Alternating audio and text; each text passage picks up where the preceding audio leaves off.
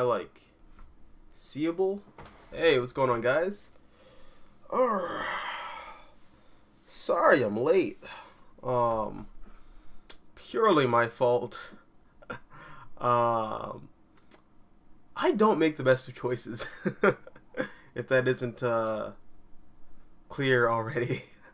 Oh man, I wasn't feeling good at all earlier. Well, not at all. Just it was bad. I had those bean and cheese pupusas earlier. I had 2 of them. Oh, and then I ate a hot dog an hour later when I went to pick up my girlfriend from work. That was a terrible decision that I made. I don't know why I did that. Dumb. Oh man. Anyways, what's going on, fellas? What's going on, ladies, gents, everything in between, everyone? Oh! I wanted to say something that rhymes with between and make that tie into comics, but I'm not a wordsmith like that. So fuck it. Just what's good. Another new comic book day is come and gone. What did you guys check out this week? For me, I didn't really read much because I don't think there was much that came out that was super interesting. Hulk Grand Design dropped, and I flipped through it, and it just didn't stand out to me.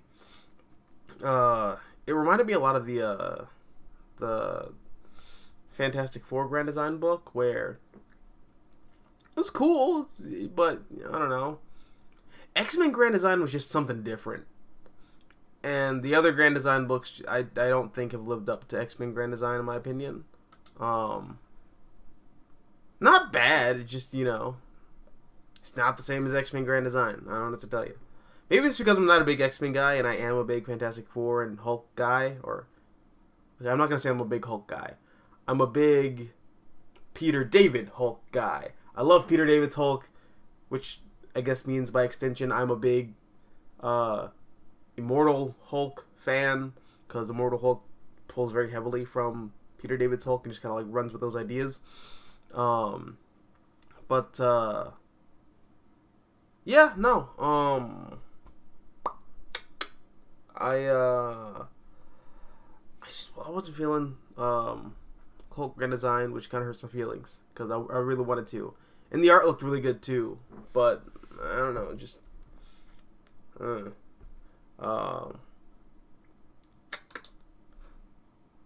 what else though? I know Batman Beyond the White Knight came out this week, but my local comic shop was sold out of it, so just I don't know. I guess I'll have to get that next week. Live.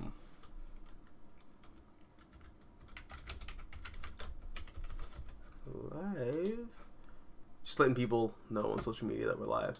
But yeah, no. Hey, what's up, Tristan? How you doing, buddy? Alright, so Tristan here says, hi, Mystical Green Beanie. The books that I'm getting this week are Amazing Spider-Man number 93, Hulk on the brain. Immortal X-Men number 1, Miles Morales number 36, Iron Fist number 2, Hulk number 5, and Dark Ages number 6. Also planning on getting Beyond the White Knight number 1 next week.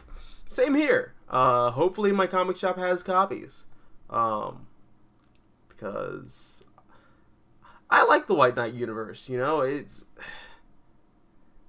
it's really cool that we have a consistent Elseworlds line now in DC.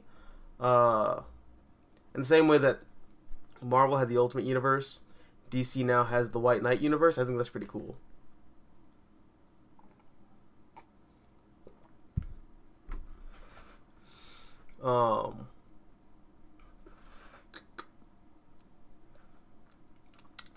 Dark Ages number 6. I haven't been following Dark Ages. Although all the art that I've seen from that book looks really fantastic. And I did flip through Donny Cates' Hulk number 5 in the my local comic shop earlier. The art continues to be great, but of course it's damn it, I almost said Donny Cates, but Donny Cates is the writer, obviously. Invincible. Not Ryan Stegman, the other Ryan. Ryan Otley. Ryan Otley's fantastic. And I think Hulk is the perfect book for Ryan Otley. I still don't have like a frame of reference for what Donny Cates is trying to do with the Hulk, but that's mainly because I've just read issue 1 and I flipped through issue 4 and 5. Not really reading it, so I don't know. Greater context is required, but it looks fun. And at the end of the day, that's supposedly what a comic should be. It's fun, it's engaging, good storytelling. I don't know, man. Not everything has to be Watchmen, where it like changes the hearts and minds and souls of everyone, and they think that like, oh, this is revolutionary. Nah, sometimes gotta be fun, and that's cool. Speaking of fun, let's get into the books that I got this week. Now this is a book that came out. This is actually a reprint that came out several months ago, but it was in my pull list for quite a while. And this is The Last Avenger story by Peter David and Ariel Olivier. I almost said Olivier because Olivier Coipel, but Olivieri, Ariel Olivieri. And this comic is really fun. It's weird going back to this because this is not a new comic. This is a reprint of a 2-issue Avengers miniseries that dropped in, I want to say like 1995.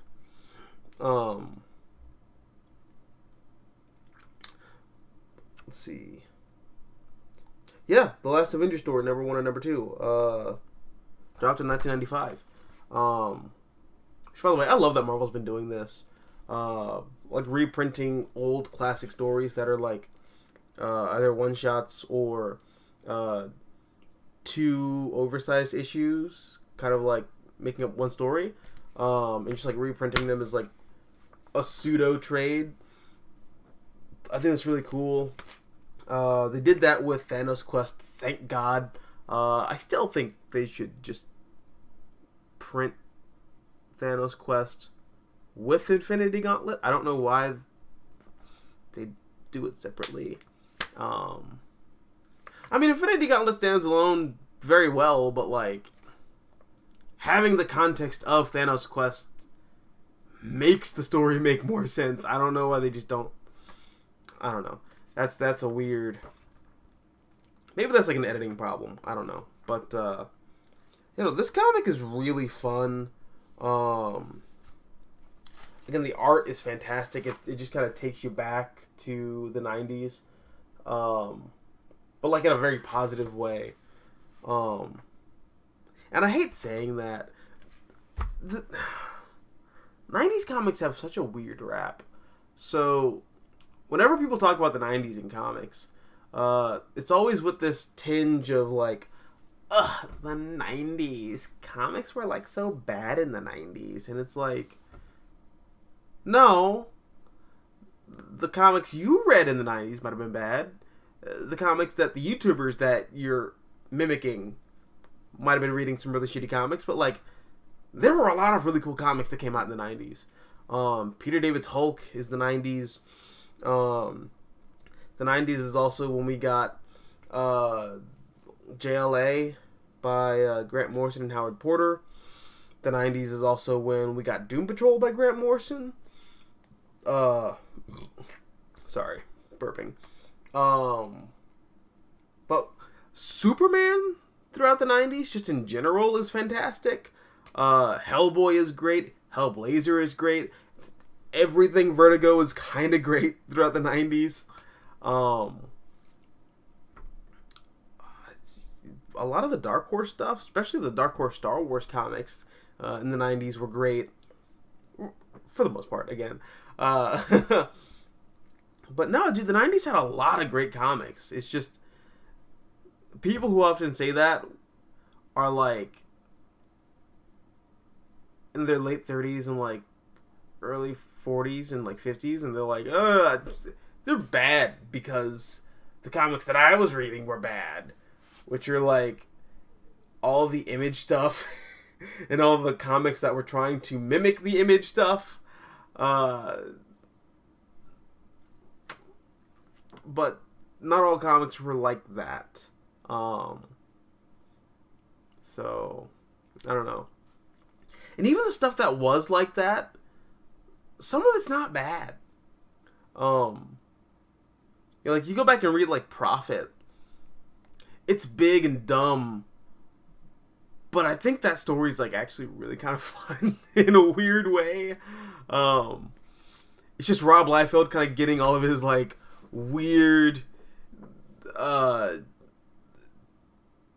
time travel Christian ideas out there of, like, what if Cable went back in time and killed, the postulate Pilate and the Romans, for killing Jesus? It's like, I can see why Marvel didn't let him do that with Cable. But he does it with Prophet. And it's really fun and stupid. It's great. But, like, it's stupid, but it's, like, stupid in, like, a fun way. And it's really good. It's really good. 90s comics are good. Okay, I was going to say fuck everybody who says 90s comics are bad.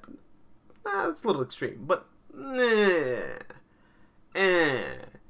comics are really fun. Don't let anybody tell you otherwise. But, yeah, no, back to this. This comic is hilarious. Not hilarious. I'm still thinking of Prophet. This comic is fantastic. Again, the art is just so much my thing. Like, look at this. It's very impressionistic. This is beautifully constructed. I think this is like oil. It's done with oil work. Tevye. Oh, Tevye showed up. Hey, what's up, Tevye? How you doing, buddy? What comics did you read this week? Yeah, just, oh man, so much. Like, She-Hulk, absolutely fantastic in this artwork. Man, I don't know what to tell you, dude. This comic's really fun. And part of me wants to say that I'm surprised because it's an Avengers comic, and I'm not a big Avengers reader. But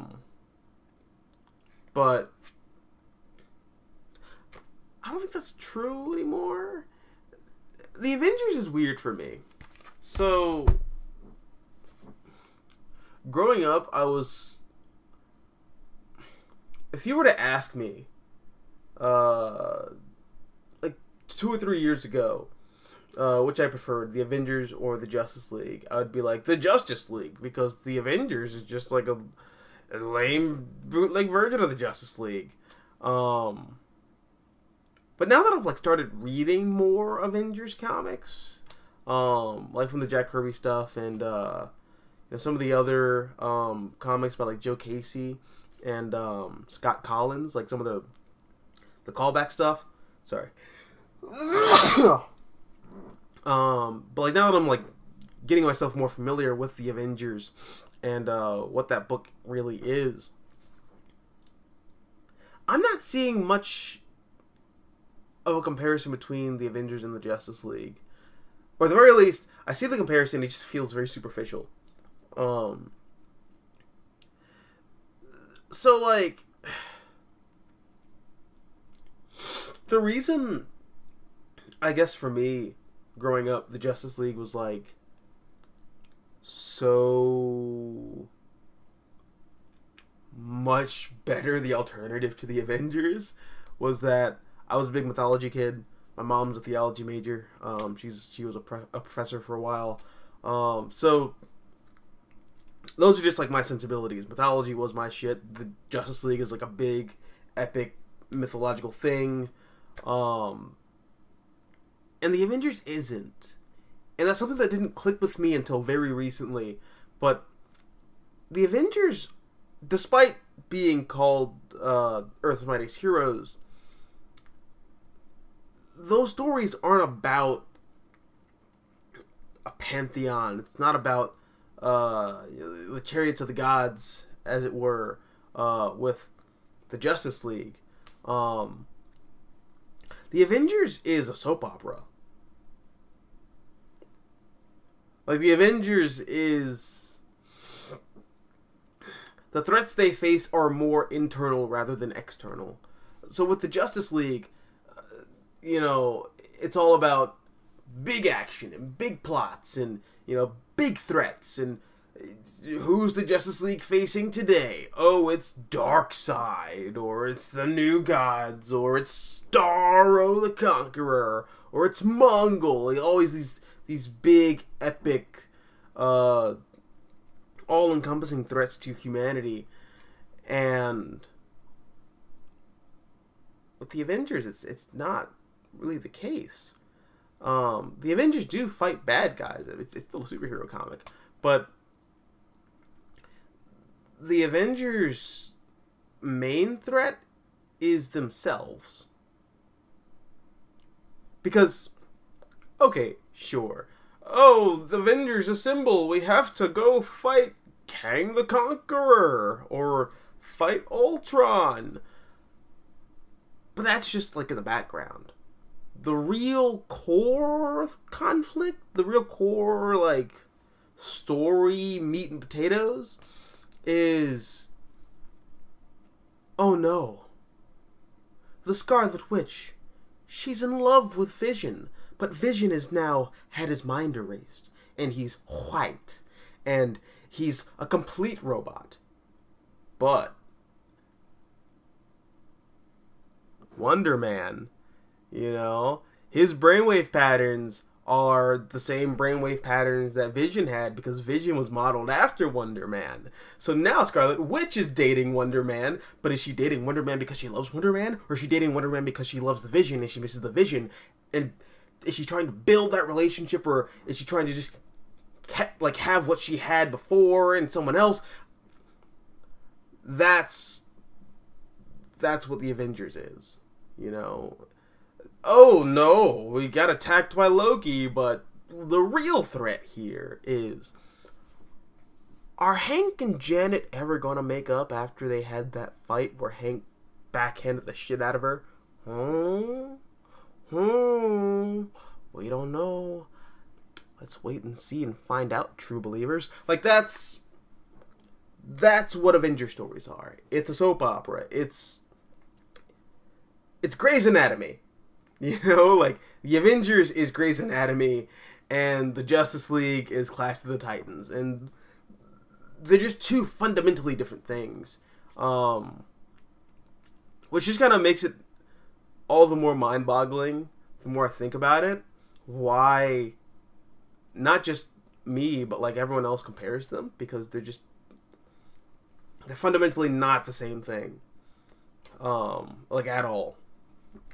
So, yeah, I don't know.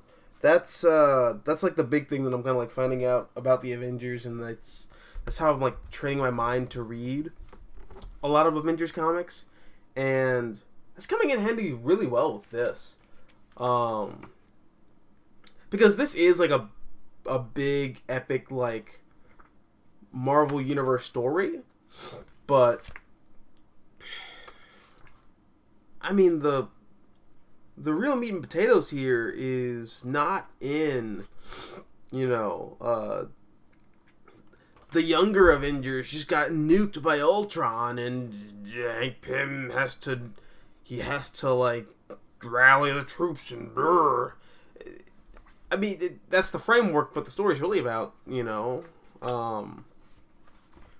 these heroes kind of like finding themselves again and rebuilding those relationships that were kind of lost to time.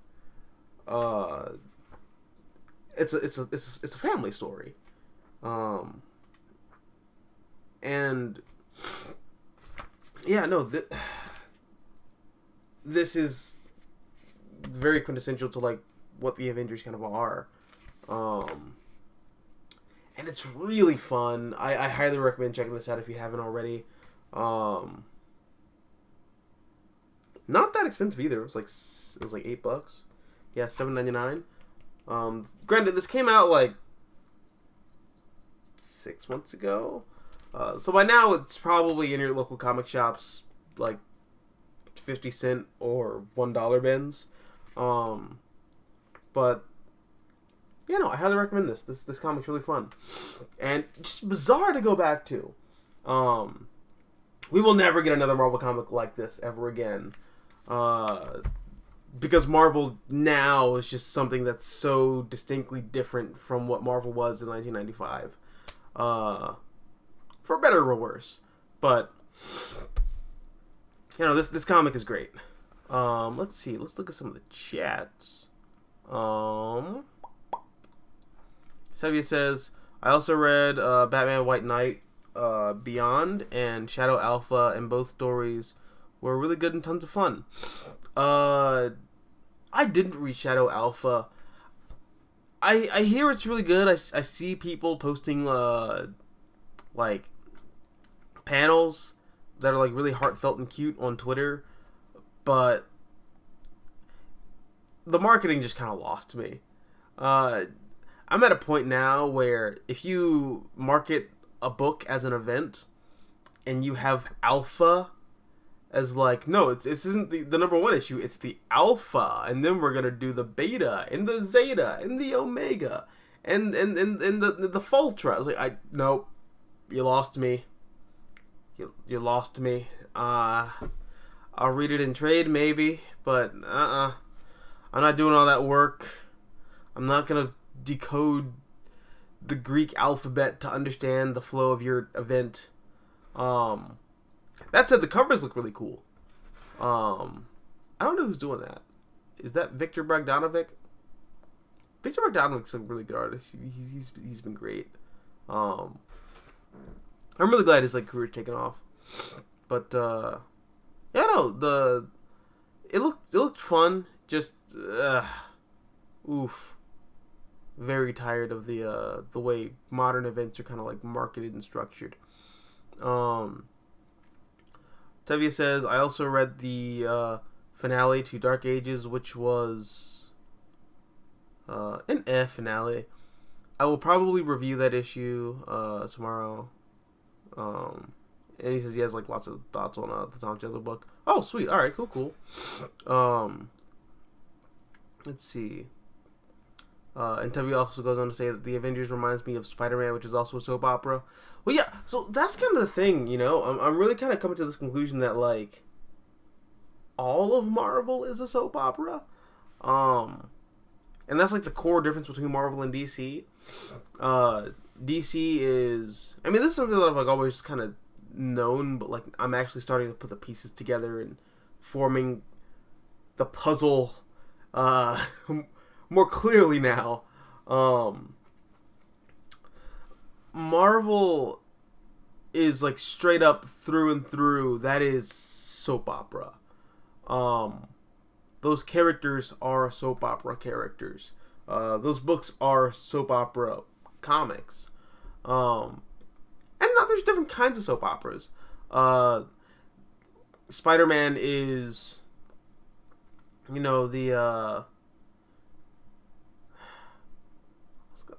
I guess I could say the everyman kind of perspective soap opera dramedy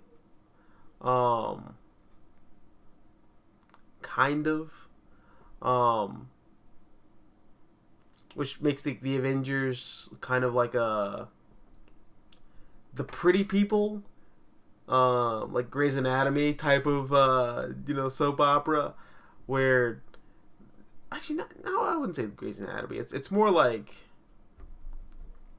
I don't know. I don't watch a lot of soap operas, but something that deals with rich people. The Avengers are very much the celebrity soap opera book, and then you get Daredevil, which is that is a consummate romance soap opera comic.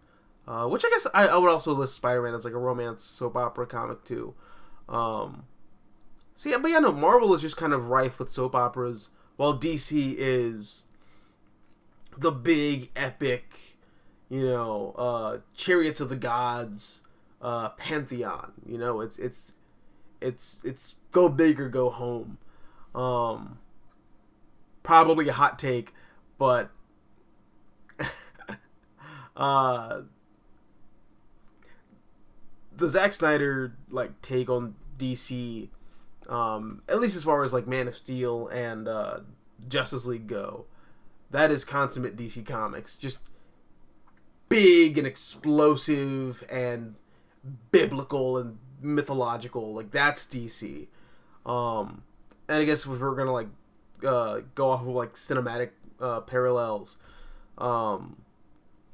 something like Civil War, actually no, definitely Civil War is very reminiscent and reflective of what Marvel Comics are. It's very steeped in the internal conflict of those characters.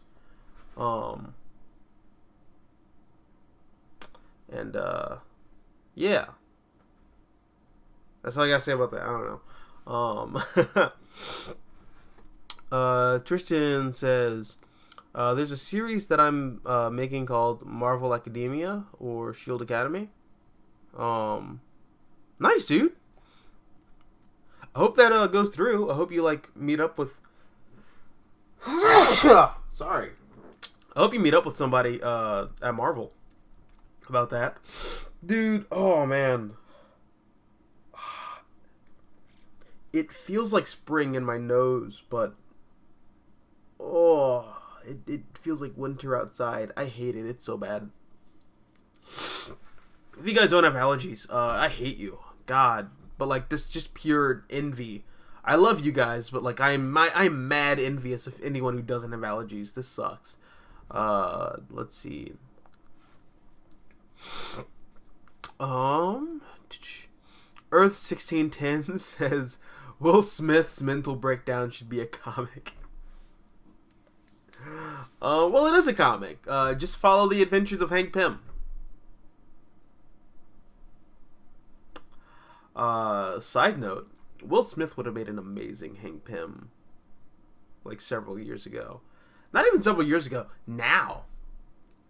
Like Will Smith would make an amazing Hank Pym.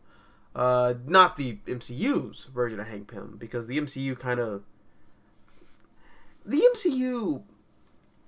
takes Marvel and like, I don't mean this in like a hyper negative way, but the MCU purposely kind of like waters down a lot of those characters and that universe to make it palatable for a wide audience.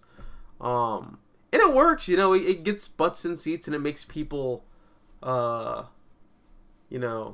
about those characters because they're digestible, but you can't do comic book Hank Pym on screen within the context of the MCU. But if someone just did like a Marvel movie and they just did Hank Pym and the MCU like didn't exist, Will Smith would make an amazing Hank Pym. I think he can play. I think he can play that role very well. In fact, he kind of did in I Am Legend. So, yeah. Let's see. Toby says, I read the ending to that terrible Spider-Man Beyond event, and my god, it was so bad. It destroyed Ben Reilly's character again for nonsense. Well, I would sit here and say, who could have seen that coming? Because it's not like whenever Marvel brings Ben Reilly back, they don't butcher his character for no reason. But who could have seen that coming? Yeah, absolute pain. I feel bad. Feels bad, man. I'm not even a Ben Reilly fan, but just feels bad. I feel bad for Ben Reilly fans. Earth 1610. I heard some more nostalgia 2000s Marvel and DC comics. Oh, yeah, these. Yeah, I don't think you were in the chat yet, but yeah, I was talking about the last Avenger story by Peter David and Ariel Olivetti. A really fun comic from the 90s. Again, 90s comics weren't that bad. I hate when people say that. Just read more comics from the 90s. Hellboy is great. Sandman is great. Superman is very amazing through the 90s. 90s comics are fantastic. Damn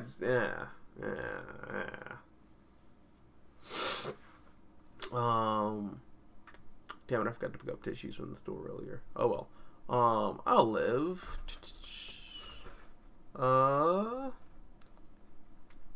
Earth 1610 says Will Smith for Ultimate Hank Pym. Damn. That's kind of perfect. But, we would never see an adaptation of the Ultimate Universe on screen. Ever. Ever. As much as I want it, we'd never see it. Not straight up anyways.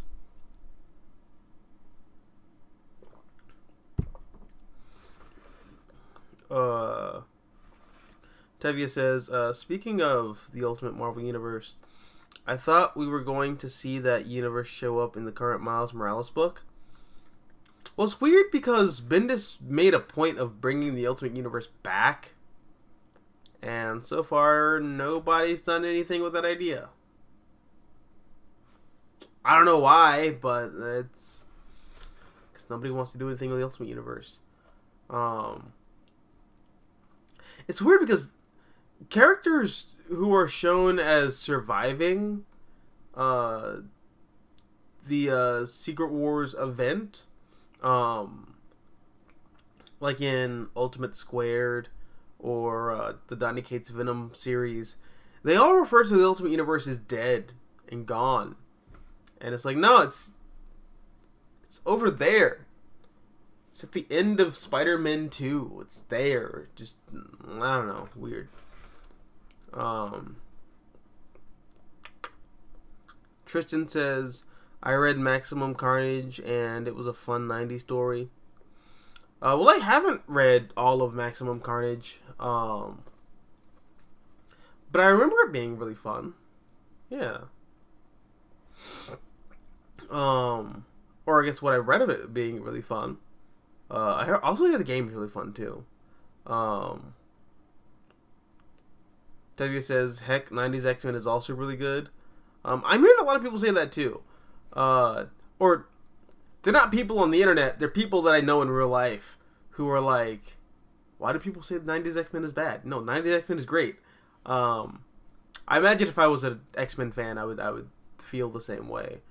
Let's see. Tristan says, Donny Cates put the Maker back into the Ultimate Universe, and the universe itself is on fire? So maybe Donny Cates will come back to that plot point in the future. Are you serious? Oh, that kind of sucks. Oh, no. I don't like that. I liked that Bendis brought back Ultimate Peter Parker and, the rest of the Ultimate Marvel Universe. I thought that was cool. Donnie, why? That sucks. Oh, speaking of dead universes, though. So I picked this up, because it was on sale, and I didn't have enough money to pick up, not Invincible. That's terrible. Radiant Black, Volume 2. But yeah, no, this was really fun. I read this on the bus on the way home. First of all, holy crap, Jay Lee's art is amazing. Like, hold on a second. This is a cool one, but I want to pick up a different one. Alright, this is Jay Lee. Like, absolutely breathtaking. Jay Lee is an absolute master. I don't know why I avoided this comic when it was coming out. Actually, no, I do know why I avoided this comic when it was coming out. I avoided it because New 52 bad, and Also, I thought Jay Lee's art was weird at the time. So I guess that goes to show that 12-year-old Mystical Green Beanie had great judge of comic art. And that's to say that he didn't, because no, this is good. This is really good. And it's just like a fun story, man. Like it's really cool. It's a young Batman and Superman like figuring shit out, but they still have this like deep admiration and respect for one another. And then they run into the Earth 2 versions of themselves, which are more or less like the perfect, like pristine versions of how they think they should be. And there's just like such a stark contrast. And dude, I don't know, this comic's really good. I had a lot of fun checking this out. Yeah, no, this was really fun. I really enjoyed this. And I'm like really regretful that I like didn't give it a chance. Like look at this. This is beautiful, dude. Yeah, I wish I gave this a shot back when it came out in like 2011 or 2012. I don't know, but yeah, it's New 52, so it's from a dead universe that doesn't matter anymore. But yeah, Volume 1's really fun. I can't wait to go check out Volume 2 next time I go by my local comic shop.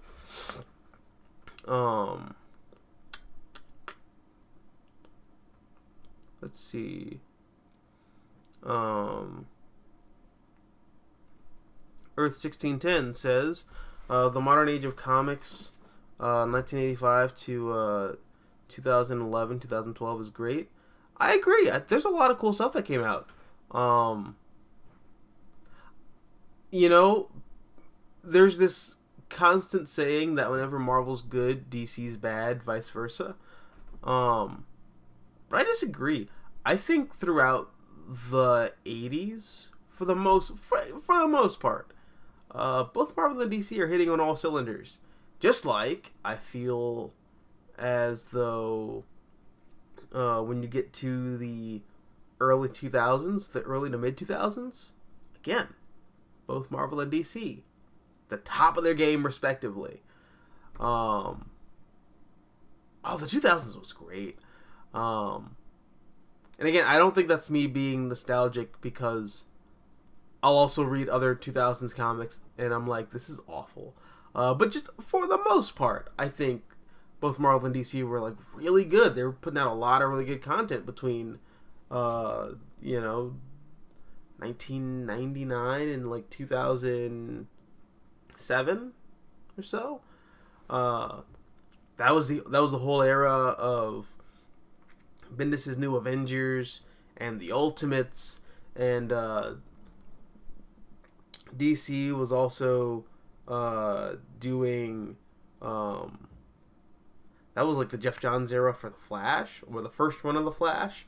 Really good stuff. It's also when we got the All-Star line with All-Star Superman. Doom Patrol got brought back. No, Marvel and DC were like putting out a lot of really good comics in the 2000s. Great stuff. Tristan says, yeah, in Venom number 26 and the Ultimate New York, the Ultimates, X-Men, and Spider-Man are nowhere to be seen, but the Maker is around. Well, that's lame. I don't know. That sounds lame. Earth 1610 says Marvel and DC hates their darker alternate realities like Ultimate Marvel Universe and the DC New 52 universe since the mid 2010s. Yeah, and that's weird because DC, I don't know. The Ultimate Universe, I don't know why Marvel has like such a reluctance towards, given how their biggest moneymaker and the thing keeping them relevant, which is the Marvel Cinematic Universe, is largely inspired by the Ultimate Universe. So I don't know. It's weird. Although I can kind of understand why DC wants to distance themselves from the New 52. I've said this before and I'll say it again. I'm a big New 52 defender, in the sense that I defend the idea behind the New 52. I don't think the execution was great. In fact, I think the execution was the opposite of great. I think it was terrible. But, man, putting myself back in 2010 and kind of going back and like reading some of those like DC comics from like that 2009 2010 era, like post Final Crisis. Nah, like back then I was like, this universe needs to reboot, and I'm fine with it rebooting, and I still feel that way. Like, just the DC universe got so messed up and so convoluted, and nothing made sense. And they were also making like these really weird, counterintuitive, creative choices. No, I was fine with it. It's just I didn't like how they rebooted the universe. I still to this day think that what DC should have done, if they wanted to reboot their continuity, is just do Earth 1. But, you know, not in the way where you have a 120-page graphic novel come out every 2 years. That's That's what killed the Earth 1 line. But not like have stories like Earth 1 where you are literally starting this universe from the ground up. You know, so go ahead. Have, you know, your Zachary Quinto pseudo-autistic, removed from humanity. Not that people with autism are removed from humanity, but you know what I mean. Like American alien Superman, you know, as he's kind of like learning the ropes, and you're being not very subtle at all with the Jesus allegory where he's dating a prostitute. Like, do that. Have that be your Superman. Meanwhile, have Batman, who like is a terrible detective, and you know the bat signal's like a cell phone, and the Riddler is rejected, redesigned by Lee Bermejo. Just do that. Lean into that. You know, also lean into like the Titans being a failed version of the Doom Patrol, like in the Titans Earth 1 books, and you know with Green Lantern, you know you have Hal Jordan. Kind of like rebuilding the Green Lantern Corps is like the Luke Skywalker of that universe, and it's kind of like this sci-fi horror thing. That's what the New 52 should have been. Like, it should have been a clean cut, just starting fresh. That's what it should have been. Where they messed up was, no, we're gonna reboot, but we're gonna keep this. We're gonna keep Batman's whole history intact, but also, like, everything happened, but, like, over the course of 5 years, which doesn't really make any sense, but, like, it still happened that way. And, like, everything is Superman's, like, starting fresh. But, like, not Wonder Woman, but also kind of Wonder Woman. Don't think about it too hard. That's what killed the New 52. That half-assedness in trying to reboot the universe, but also keep it familiar, didn't work. That's what killed it. And I really just think if they just used Earth 1 as the template for the universe, everything would have worked. I legitimately believe that. But I don't know. As it is, just the Earth 1 line is wasted potential, and the New 52 was just a massive dumpster fire. Yikes.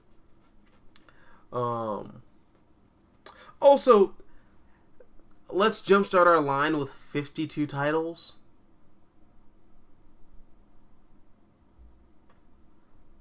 That was a terrible idea. Now, marketing-wise, it was a great idea because it did huge numbers, but just,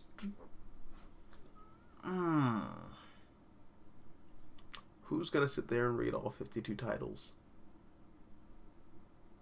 Just logistics. Come on, man. Just yeah. Let's see. Oh, and as I've been blabbering away, let me check out some of the chats that I've been neglecting.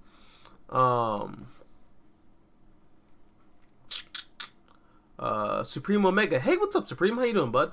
On MCU, Miss Marvel. Oh, on MCU, Miss Marvel. I feel like they are gonna tone down Nakia by having her interested in boys, attending the popular kids parties, and not even let her wear a hijab.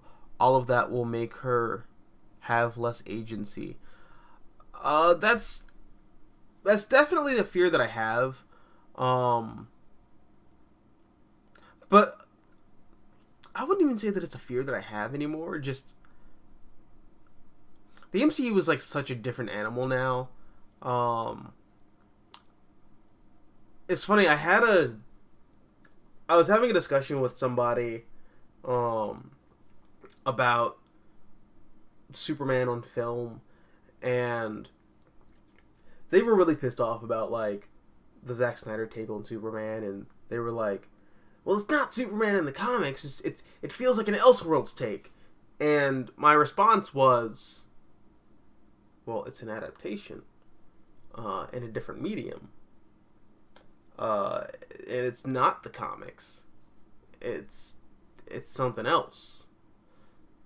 So, by default, it is an Elseworld story, right?" And then I went on to say that, like, well, yeah, no, that's all comic book adaptations. They're all Elseworld stories. It's not the comics. It's its own self-contained thing over there somewhere. Like you still have the comics. They're right here. These aren't being changed at all. But the people who are gonna make movies, they're gonna take the idea of this thing, this comic that you love, and they're going to just take, I don't know. I was gonna say take it and bastardize it, but that's bad faith. They're gonna take it and like they're gonna do something different with it. They're going to filter it through their creative vision, and that's all adaptation is. It's Elseworlds by default. So if they want to have Nakia, be interested in boys and hang out with the popular kids and be like, I'm the token Muslim girl of my Valley Girl group in Jersey City. If they want to do that, okay, go for it. Doesn't change Nakia in the comics at all. At least I pray to God that it doesn't. But no, Nakia is still Nakia in the comics. Just like Superman is still Superman in the comics. Just like Spider-Man is still Spider-Man in the comics. Just like all these characters are the characters that they are in the comics. Just like Moon Knight is still Moon Knight like he is in the comics. And the adaptations don't change that. I still have my comics. You still have your comics. And the adaptations are just going to do their own thing over there. Let's see. Earth 1610. Yeah, Marvel and DC in the 2000s decades in comics was a big hit in terms of quality. I agree. Just great stuff all around. Again, I know people will look at me and say, you're just being biased because you read comics in the 2000s. Well, I also think comics in the 80s were pretty kick-ass, and I wasn't born for several years after the 80s had come and gone, so, yeah, no.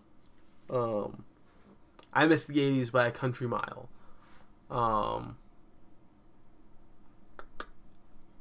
And I still think those comics are great.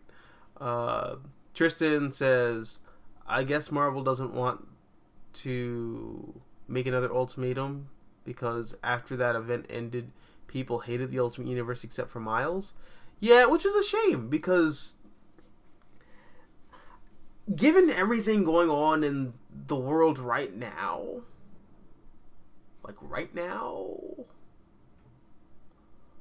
oh, you could do a lot of great stuff with the Ultimates. Like, it's... Oh my god, man. Like, you imagine an Ultimates 3... Probably not written by Mark Millar. But maybe, like, Mark Russell. Who's, like, very... Kind of, like, politically savvy. In terms of, like, a social satire kind of way. Yeah, dude. Oh, man. The Ultimate Universe right now, at the height of everything going on with Putin and COVID and and some of the like threats that we're kind of possibly facing with like QAnon, like the Ultimate Universe would thrive right now. But we don't have an Ultimate Universe. And, I don't know. That kind of sucks. Because I think the Ultimate... I think you could... Oh, you could do so much with that version of the Marvel Universe, given just the shit list of things going on in the real world. Let's see. Supreme Omega. On The Flash, how would you feel if Wally and Jay Garrick retired and the new version of the Flash family would be Wallace, Irie, Bart, and Avery? I would... It's so weird. I would actually really like if DC gave Bart another chance at being the Flash. I know a lot of people say that they don't like it just because that Flash series, I think it was like The Fastest Man Alive, was like such a terrible comic, but that wasn't Bart's fault. You know, the status quo was sound. It's just the comic itself was bad. But no, I would really like it if Wally and Linda just kind of took a step back and was like, all right, we had our go. I guess like Wally and Barry, much rather, not Wally and Linda. But Linda is there as well. So like Wally, Linda, Barry, and Iris just took a step back and said, all right, we did our thing. We're going to hang back here with Jay and Joan. Is Joan still alive in comics? I don't know. Yeah, no. The first three Flashes are going to hang back. It's Bart's turn now. Because Bart never really had a chance at being the Flash. He had a 12-issue maxi series that was like pretty terrible. But no, just give him another shot and have Wally be, or I guess Wallace be the Kid Flash, and Irie be Impulse like she was in Flash Rebirth. Yeah, I think so. I don't know if Jai had powers. I think Jai's powers got taken away just before Flash Rebirth. But I could also see something being done with Avery. Avery is... I like Avery a lot. I feel really kind of bad for a lot of those characters from the Justice League China. Because that Chinese Superman book was hilarious. I thought it was absolutely brilliant, but nobody supported it. And a lot of those characters just got scattered to the wind. But some of them show up here and now every once in a while. We saw Batman of China show up in that last Batman arc by Joshua Williamson and Mikhail Yanin, where they retcon that the Batman of China was a part of the Club of Heroes, which I don't know how I feel about that. I don't like that idea, but I like that he's being utilized. I like that those characters from the Chinese Superman book are still being utilized, and Avery's cool. I want to see more stuff done with Avery. I think she's a cool inclusion to the Flash family. And I think Joshua Williamson did a lot with her in the Flash book. I just never finished it because Barry Allen fatigue was real. Earth 1610, the Ultimate the Ultimate Marvel Universe and DC New 52 Universe. They want to distance themselves because of the post-2016 political discourse. Essentially, they think it's too political incorrect and, quote, too edgy. Well, I don't know about that former statement, but the latter statement definitely. The weird thing about, like, political discourse in comics is that, and I hate to be a meme, but I guess I'll be a meme. Comics have always been political. Like, I've said this in videos before. Comics have always been political. And comics traditionally, and usually superhero comics, have always been left-leaning.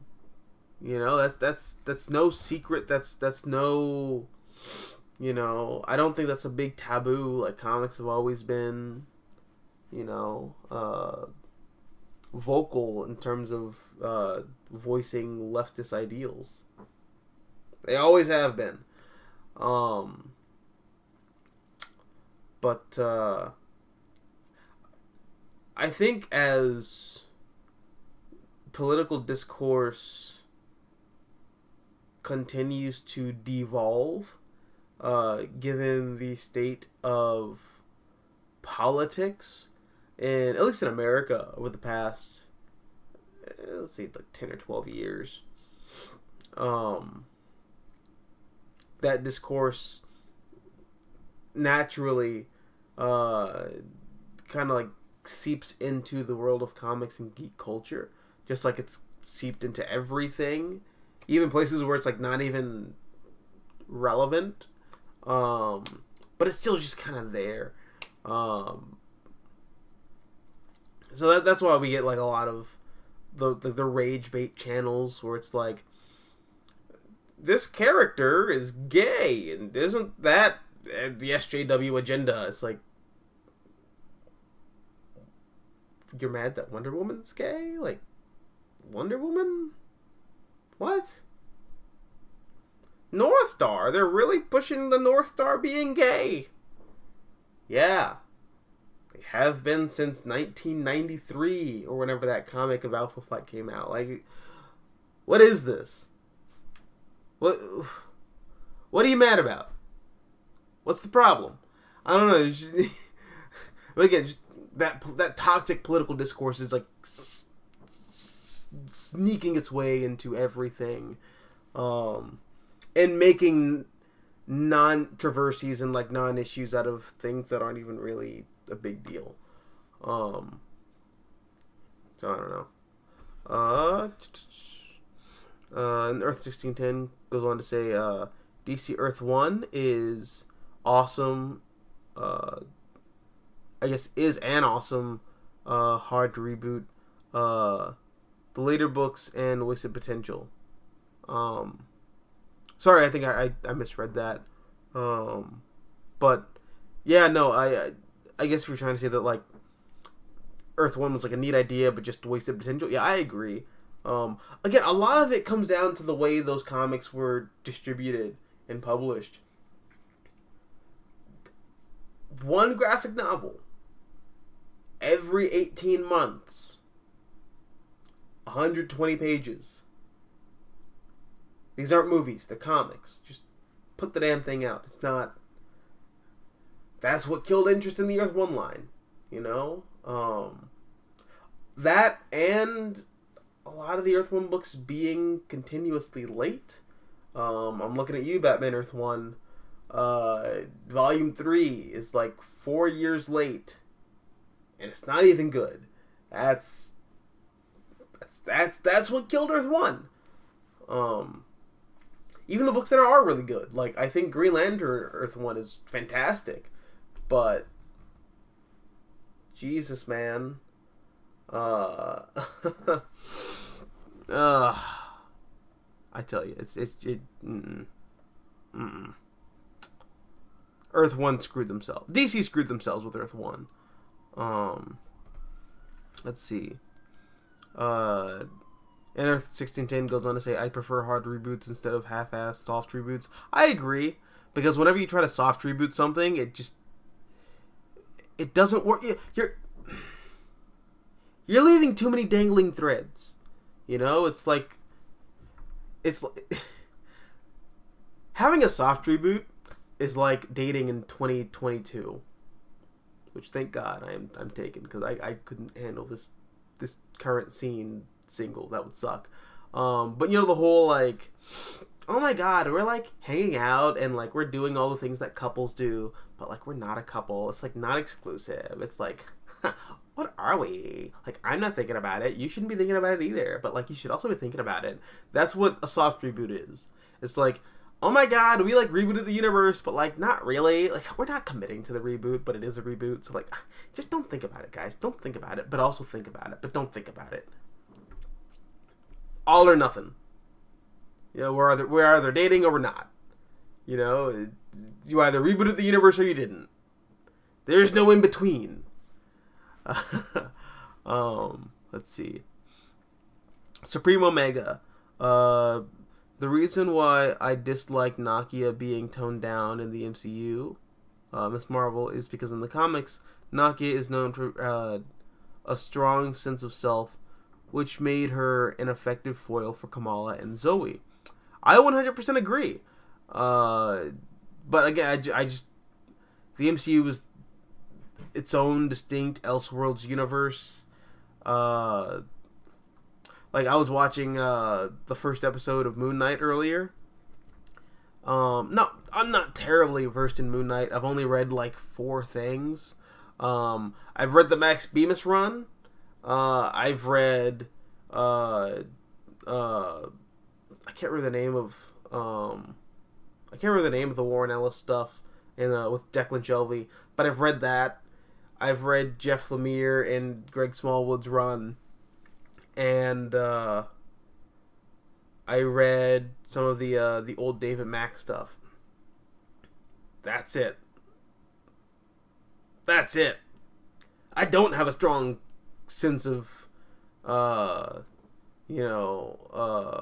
who Moon Knight is as a character, because I haven't read the old Bill Sienkiewicz material. But of what I have read, I've really enjoyed. And the Moon Knight show takes some of those ideas and MCUs it up a little bit. Where like the Moon Knight costume was like a Power Rangers suit.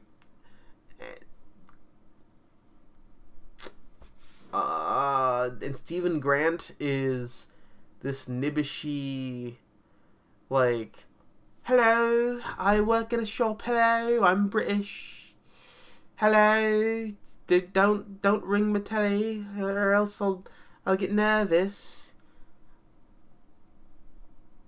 What? But again, MCU, its own thing, over there. It's not the comics, and that's fine. And that's just how I view adaptation.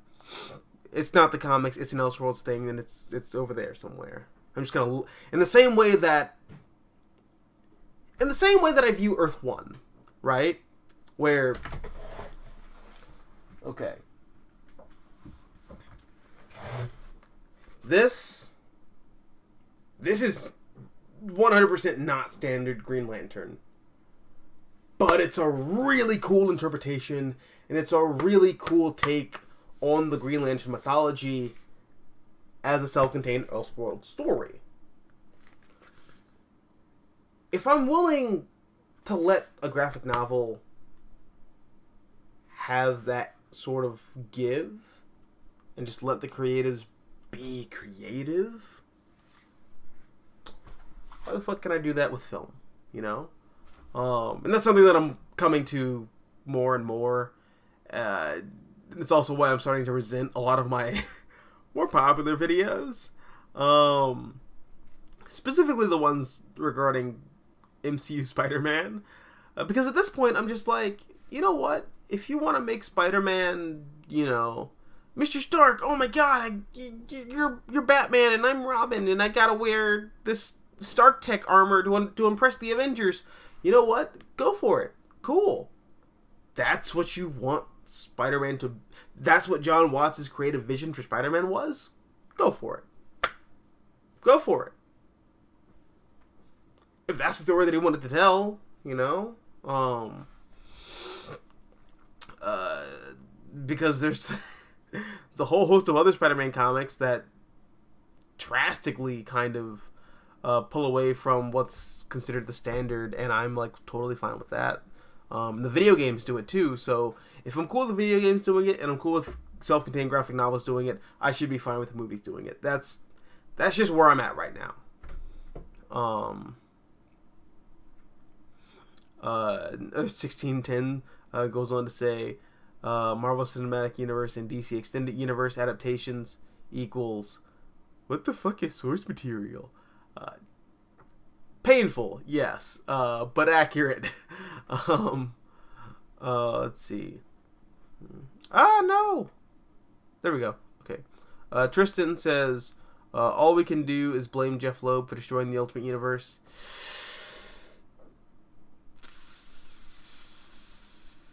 My opinions on Jeff Loeb as a human being are very complicated, but it's really hard to blame Jeff Loeb like 100% and like just go hard in the paint on that man for writing Ultimates 3 and Ultimatum. He was going through a really tough time in his life, and I don't think I have the heart to like shit on him for Ultimates 3 and Ultimatum. I don't have it in my heart. I can't do that. Tevia says, what about Jai West? He got his powers back recently. Oh, cool. Then yeah, I guess I would add Jai to the to the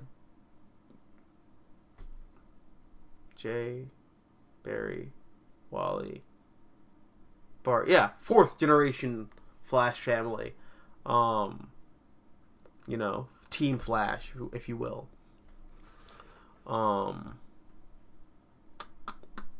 Debbie says, I miss Kenan Kong Superman. I do too. I wonder what Kenan's up to. Last I checked, he still had his powers. Because he was in that Christopher Priest Deathstroke book, which ended not that long ago. Yeah, I just wish someone would do do something with Kenan Kong. I would like to see something done with that character.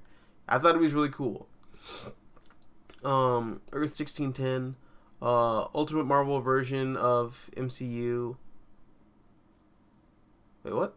Oh, Ultimate Marvel version of MCU and Earth 1 version of DCEU. A darker, deconstructed, and modernized take on those universes. Content would be interesting. I agree, but you know, we live in a post-Doomsday Clock world where dark and gritty superheroes bad, which is really weird that Jeff Johns wrote Doomsday Clock where the whole thesis was dark and gritty superheroes bad, despite the fact that Jeff Johns built his entire career off of reduxing Silver and Golden Age concepts from comics and making them dark and gritty. Yeah, that math is kind of weird, man. But, oh well.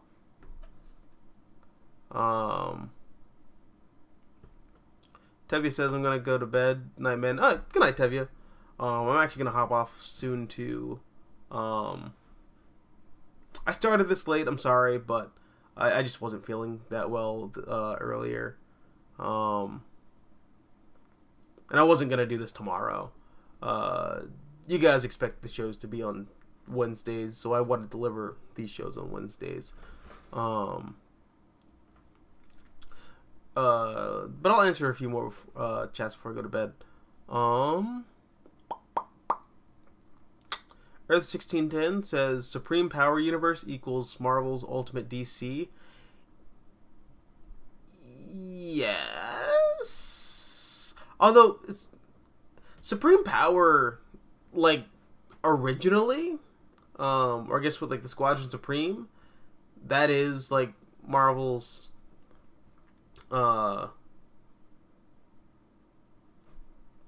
Wait. I was gonna say something stupid, but no, you're right.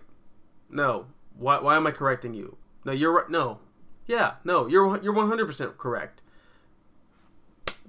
For me trying to correct you, because you knew what you were talking about, and I was being the idiot there. Supreme Omega, have you read the recent Ran V run on Swamp Thing? It's pretty good. I haven't, but I've been told nothing but great things about it. I definitely am going to check that out sometime in the near future. I think a trade is out now, so I'll definitely give that a shot. Supreme Omega, favorite anime and manga? So my favorite anime of all time is, I'm not wearing the shirt. Oh, I'm actually wearing the Dorohedoro shirt, which I don't think it's my favorite anime, but I like it a lot. And again, my girlfriend made this shirt. It's really cool. Or I guess she designed the shirt and her company made it, but yeah, it's still great. But I like Dorohedoro. I don't think it's my favorite anime. I think my favorite anime is Cowboy Bebop. Cowboy Bebop is my favorite anime. But my favorite manga,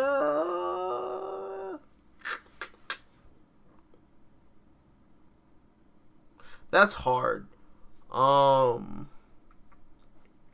I really love Akira, because I'm reading through Akira right now.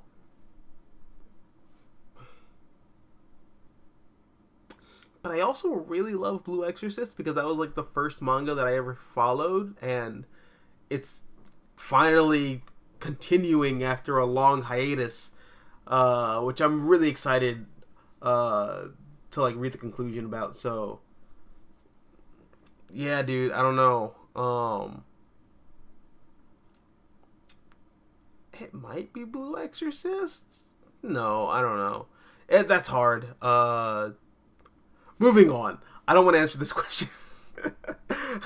You're gonna make me choose, and I don't have the heart to choose. Earth 1610, toxic political discourse post 2016 is the de-evolution of attention-seeking rage bait content. I could not have said that better myself. Tevi says, who gives a crap about these rage bait channels? Unfortunately, the people who subscribe to them and give them massive numbers. Rage sells, you know? A lot of it is people on the internet just want to live in an echo chamber. They don't want to hear diverse opinions. They just want to have their opinions regurgitated back to them. And have their beliefs reaffirmed. And that's where we're at now in terms of culture. So be like that. Tevia says, so kind, like the New 52, which was a reboot but failed miserably. But anyway, I am going to bed. Oh, you said that already, dude. Yeah, man, good night. Supreme Omega says, outside of Elektra, I like that death still matters to Daredevil in comics. In a way, Daredevil is a version of Spider-Man that is not trapped by massive popularity. Yeah, like, to this day, still. No, I think that's really fascinating. I like that a lot. In fact, I would say Daredevil's biggest superpower is not being popular. That's like the saving grace for that character. Because if he was popular, he'd be Spider-Man. He'd be getting that Spider-Man treatment. Let's see. Mm-hmm. Excellent observation there. Earth 1610. I would rather see a Marvel Netflix version of Moon Knight. Kind of. I definitely had that feeling when watching. So when I got to like the middle of the first episode, I had those feelings.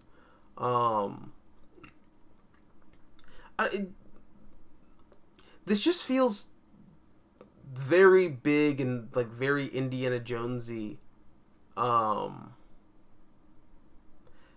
which is not what I want from Moon Knight.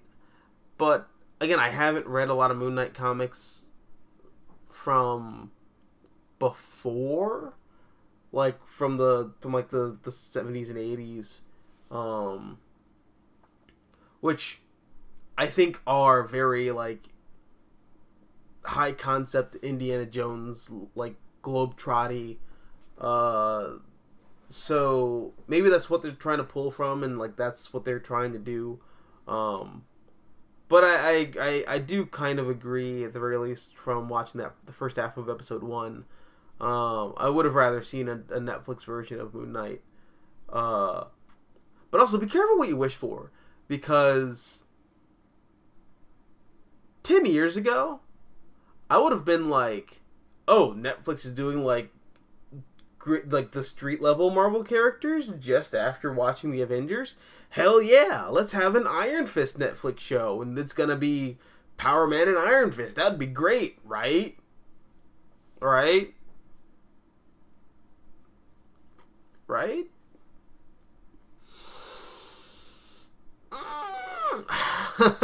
So no, I'm in the minority. Outside of Daredevil, I don't like the other Netflix shows. I think Jessica Jones was boring. Luke Cage was corny as hell. Like, just was not Luke Cage at all. Not the actor's fault at all. Mike Coulter's a great actor. Just, he wasn't Luke Cage in that series at all.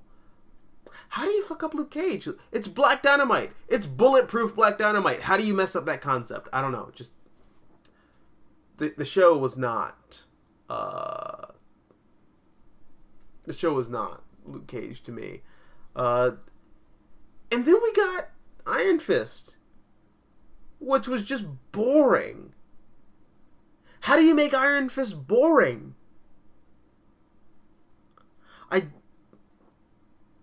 I don't understand that. So, and then there's the Punisher, which just was not. It's so weird. I love John Bernthal as the Punisher. Like, John Bernthal is my favorite live-action Punisher in the Netflix Daredevil series. But in his own series, it just doesn't. They were pulling stuff from the Garth Ennis Punisher Max series. But they did it in a way where they like made the Punisher Jason Bourne, and it's not the Punisher, man. Like, I don't know. Punisher's not this like, oh no, I'm like trapped in the conspiracy of my own conspiracy, and I have to fight the big boss people because the conspiracy is of my conspiracy. No, it's Frank watched his family die. And then he went crazy and like, not went crazy. Frank was already crazy, but his family dying gave him an excuse to be a horrible person and like kill a bunch of people. And that's what the Punisher is. Boom. Take that concept and go. Why did they feel the need to overcomplicate that story? I don't know. So the Netflix shows were, I don't know. They just felt too complicated. For no reason. But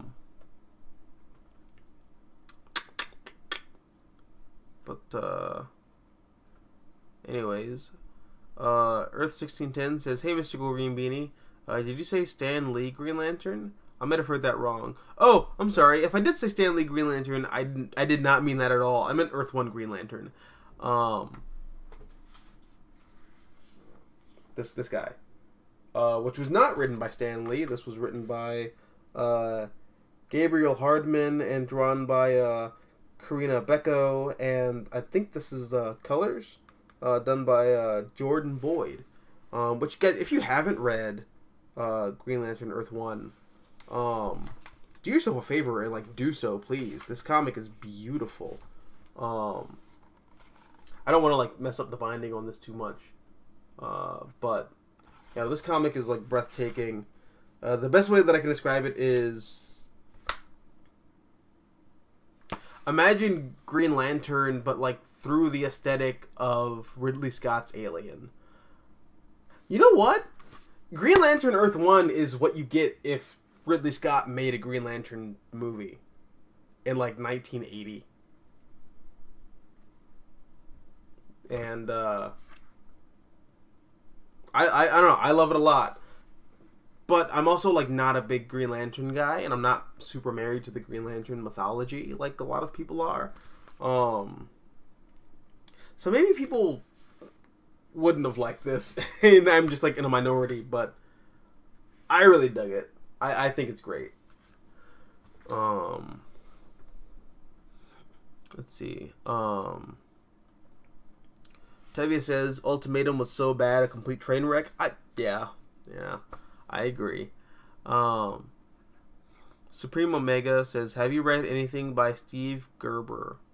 Best known for creating Howard the Duck, his work in Marvel's 70s comics is really surreal and satirical. His Man-Thing run inspired Alan Moore's Swamp Thing. Huh. Well, I regretfully inform you that I have not read much by Steve Gerber. But if you recommend it... let me see. All right, Steve Gerber.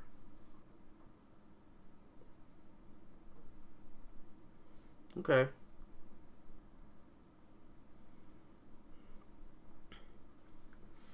All right. Let's save that for later. Thanks, homie. Yeah, I'm gonna do some homework then. Let's see. Earth 1610. The idea of there isn't one definitive version of Marvel and DC Universe since the multiverse. Excuse is there for creators to I'm gonna do that again. The idea of there isn't one definitive version of Marvel and DC's universes, since the multiverse excuse is there for creators and exploiters to create and do what the fuck they want. I hope I read that properly, but it seems like you're trying to ask me since the multiverse is there, why don't people just utilize that more? I don't know. I think it's way easier to get away with DC than it is Marvel. And we've talked about this before. That whole idea of there being different versions of DC characters. Well, that's kind of par for the course because DC is not really a super defined universe. Despite the fact that DC has tried several times over the past couple of decades to make the DC universe feel more defined, it's not. And they really should just lean into the fact that it's not and just have fun. Which I think is what they're doing now. So that's cool. But no, the DC universe is not defined. Everything's just kind of loosey-goosey and sure, does this take place in continuity? Shut up and just read the comic and have fun. But the Marvel Universe does not have that. When you're working in the Marvel Universe, again, like we were talking about with the Avengers, it's the soap opera. You know, Marvel characters don't really have multiple versions or interpretations of, you know, their characters. The Wolverine that you see now is the same Wolverine that appeared in Hulk 181. That is the same character. So the character has to be consistent. Because you're following this person's life and the events in their life, and they're learning and they're growing, and in some cases they're regressing, but then they learn from said regression and then take the lessons that they learned previously into their new status quo. That's Marvel. You know, these characters are forever growing and changing and evolving. But there's a consistency to it. And that consistency is not there in DC. But it is for Marvel. And I don't know, that's where I kind of feel like maybe you can't just do whatever the fuck you want with Marvel characters. Like, there are rules to it. But there aren't really rules for DC. You can kind of do whatever you want with DC characters. Yeah, let's see. W says, I am done with deconstructed storytelling for superheroes. I can get with that. I'll say I'm done with the attempt at trying to seem smart or groundbreaking in deconstructing superheroes poorly. I'll say that. Oh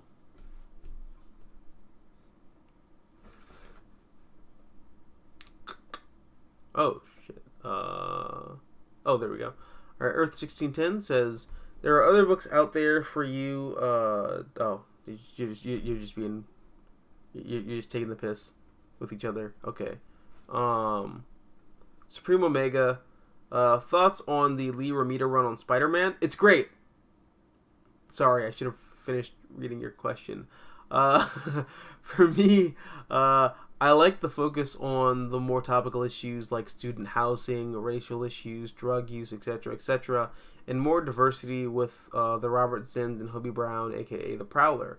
I agree. Like we were talking about earlier, Spider-Man is the Marvel Universe is a soap opera, but Spider-Man is that's a consummate romance soap opera book. And nothing encapsulates that more, in my opinion, than the Stan Lee and John Romita era run on the character. Chef's kiss. Great. If you haven't read it, I highly recommend doing so. I highly recommend reading that run, directly after reading the Stan Lee, Steve Ditko stuff, because I think a lot of that tracks very well for the character. Those first 53 or 55 issues of Amazing Spider-Man, legitimately the best character arc in superhero comics, period, as far as I'm concerned. Peter Parker from Amazing Fantasy 15 goes from being this angry at the world, toxic nerd who kind of just wants to get even with everybody else. But then, over the course of, in the real world it was 10 years, but, in the Marvel Universe, 15 to 18, so that's 3 years. So in the Marvel Universe it was 3 years. But no, over that 3-year period of time, you see Peter Parker grow as a person. You see Peter go from being that really toxic, angry nerd to being a more kind of lighthearted guy who doesn't take himself super ultra seriously and does stand up for himself, but isn't a spaz about it and isn't hyper violent towards people like he used to be. At the very least, not hyper violent towards his friends. And and the people he loves.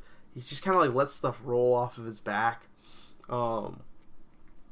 And he kind of comes to peace with what Spider-Man is and why he's Spider-Man and what being Spider-Man means to him. Just all around great stuff. I love the Stan Lee Steve Ditko stuff, and I love the Stan Lee and John Romita John Romita Sr. comics. Great companion piece, or I guess companion run there. I highly recommend it.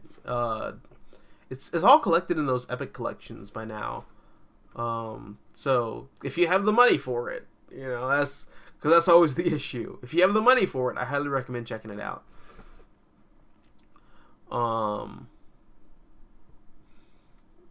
Earth 1610. Jeff Johns' instant hypocritic mode with his mandate of dark and gritty equals bad and light and witty equals good, because he built his entire career off of deconstructing Golden Age, Silver Age, and Bronze Age comics for the modern age.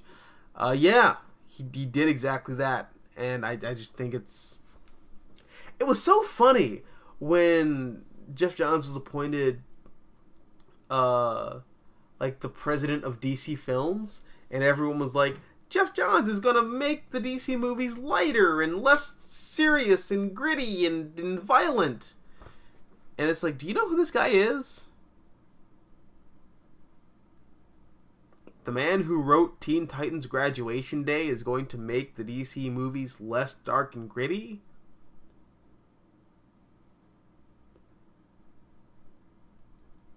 Huh? The guy who wrote Flash, where he more or less did One More Day like 4 years before Marvel did One More Day, where Wally West's wife had a violent miscarriage because the Reverse Flash killed his unborn kids by attacking Linda. He's gonna make the DC movies less dark and gritty? Okay. The man who wrote Infinite Crisis is less dark and gritty. Okay. His whole Green Lantern run, he's gonna make the DC universe. Yeah, because dark and gritty bad. Except for when Jeff Johns writes Green Lantern and Action Comics and Teen Titans and everything else. But beyond that, dark and gritty bad, because Jeff Johns said so. Weird. Very weird. And I don't say that as someone who hates Jeff Johns. I still like Jeff Johns comics. I still think he's a good writer. But that was just bizarre, nonetheless. It's very bizarre.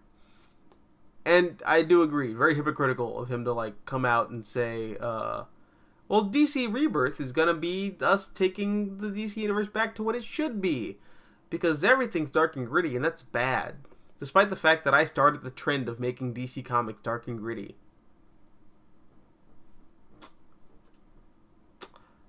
I'm going to stop before I blue screen. Tevia says, please, Bendis is more of a hypocrite. Because that man doesn't give a damn about continuity. Well, I don't know how that makes him a hypocrite, but Bendis definitely is a honey badger in the sense that he doesn't care about what anybody else is doing. He just cares about what he's doing. But Bendis has always been that way, so I don't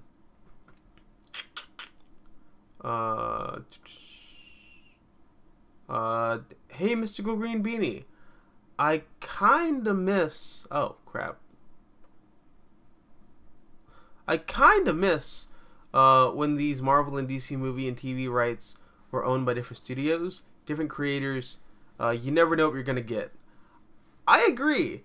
You say LOL, so I'm not sure if that's you being like, taking the piss. But no, I 100% agree with that.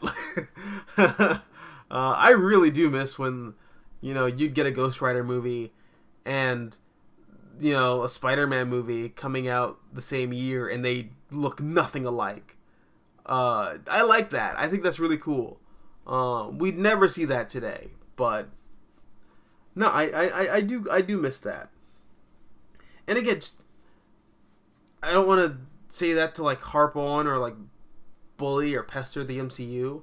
But again, just watching a lot of those trailers for Moon Knight, again, it was just one of those things where I don't think it was a trailer. I think it was like a clip where Ethan Hawke's character, who's really good by the way, I like him in the first episode of the show a lot. But when Ethan Hawke's character like slams his cane on the floor and there's like this purple energy and it just looks like every other energy projection thing that we've seen in the MCU since the Avengers, it's just like, I wonder what Moon Knight would look like if the MCU didn't exist and this was being done by like David Fincher. Like that is kind of going through my head a little bit when I'm watching it. It's like,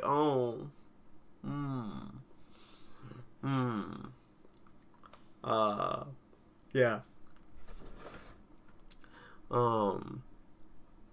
Earth 1610, Netflix Punisher equals Jason Bourne meets Wolverine and it sucked. I agree, which is a damn shame because, throughout Daredevil Season 2, Jon Bernthal was perfect as Frank Castle. He is my favorite live-action Frank Castle. It's just in his own series, I don't need the Punisher to be Jason Bourne, man. That's my problem. That's my main problem with Punisher and the MCU. I just wasn't a fan of it. But again, Elseworlds, it's not the comics. It's its own thing over there. That creative team wanted to tell a Jason Bourne story with the Punisher, and they did. So, that's what that is. Supreme Omega says, for me, the best part of Civil War 2 is the Miss Marvel tie-ins. I agree. I like those a lot. In those tie-ins by G. Willow Wilson, I love the flashback scene dealing with Kamala's history in relation to her golden bracelet. Yeah, dude, that was really solid.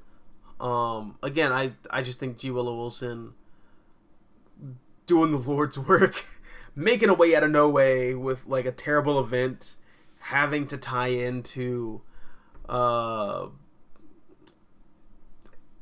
she did a really good job. That whole G. Willow Wilson series in Miss Marvel's great, and I really hope more people check it out. It's been really popular with like kids, because whenever I go to my local comic shop, a lot of kids pick up Miss Marvel, particularly little girls, which I think is really good. But also just like little boys and everyone else too. I think the digest reprints of the early Miss Marvel stuff is the best thing Marvel's done. Because they're affordable. They're like $12.99. It's like $12.99 for like 10, 12 issues. If it's like 3 trades worth of content, so it might be more than 12 issues. But yeah, no, really good stuff. I really like the digest idea that Marvel's doing, and I think they should extend that to like most of their trades, because I think they're doing it for Miss Marvel and also Squirrel Girl, and they also did it for Miles Morales. Although I don't know why they wouldn't think to do that for the older Ultimate Spider-Man stuff. I think you can definitely get away with reprinting the original Ultimate Spider-Man in that digest format. I think it will work just fine. Either that or just put the Ultimate collections back in print. Which I don't know why those aren't. Ultimate Spider-Man, one of your flagship comics over the past 20 years, not in print. Who's running Marvel? I don't... Weird. Anyways, Tevia says, speaking of Earth 1, I'm surprised that we didn't get a Justice League Earth 1. I am too. I think the idea early on was to have them all kind of meet up together at some point, which again is not again, but like as Earth 1610 says subsequently, Grant Morrison says that they're going to meet soon eventually, which I think that's in Multiversity with like the multiverse map, which I have up here somewhere. I'm just too lazy to get up and grab it. But I mean, Grant Morrison also goes back on that with Volume 3 of Wonder Woman Earth 1, where we get to like the far future, and it's this alternative sexuality wonderland where there's like a matriarchal society on the moon, and it's led by Wonder Woman. No, just... Like, that was the point when I was like, oh. So, like, none of these take place in the same universe. Or at the very least, Wonder Woman doesn't take place in the same universe as, like, the Earth 1 Batman and Superman. Because Earth 1... Superman, I think Volume 2 alludes to Batman Earth 1. Because J. Michael Straczynski did those like really cool like newspaper articles for the Daily Planet. And I think they like reference Batman existing in Gotham. So that was cool, but just nothing came of that, so whatever. Debbie says, that reminds me, are you excited for the Hogwarts Legacy game coming? Because for me, I'm excited for that game. If I was a Harry Potter kid, I probably would be. But I'm not a Harry Potter kid, so... You know, I don't know. I wasn't big into magic as a kid. I thought magic was stupid. I was a science fiction head, first and foremost. And I just kind of... I feel like I missed the boat on magic growing up. Yeah, so I'm lame. And Supreme Omega says, in G. Willow Wilson's run, did it bother you that it took so long for Kamala to tell her secret identity to the rest of her friends? How come Bruno gets to know first and the longest? Well, because Bruno is her longest friend. Oh no, oh, there we go. Yeah, Bruno's her friend that she's like known the longest. Her best friend, her confidant. Honestly, I was surprised that Kamala told her friends. But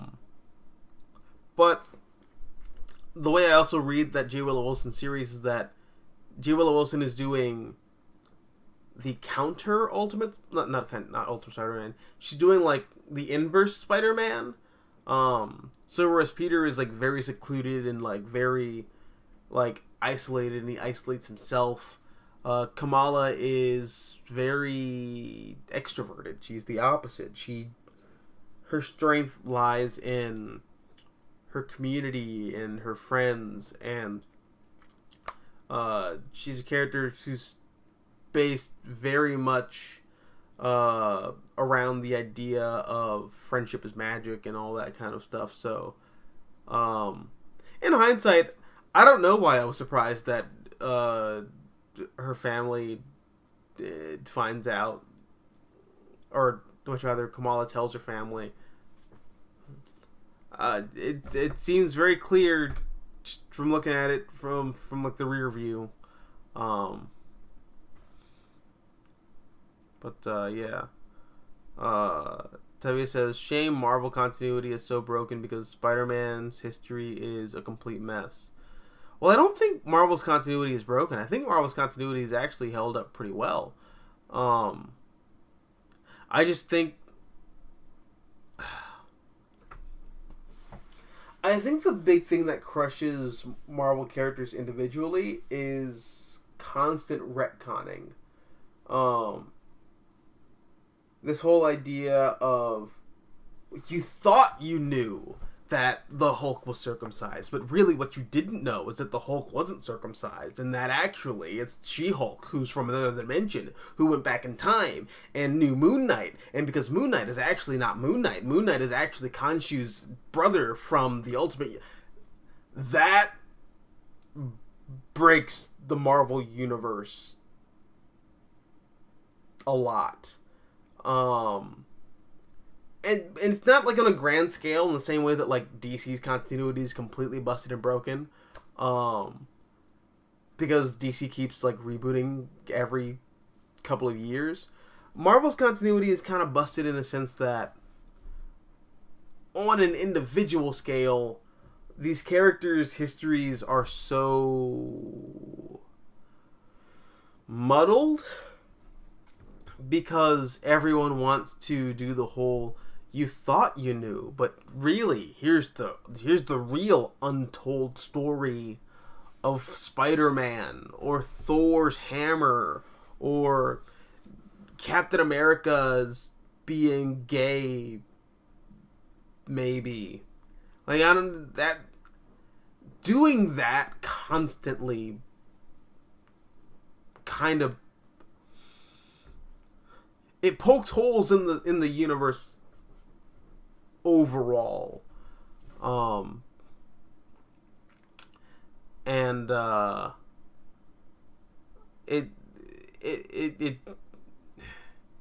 It presents a lack of consistency for that universe, and that timeline, which makes it difficult to get invested in those characters, unfortunately.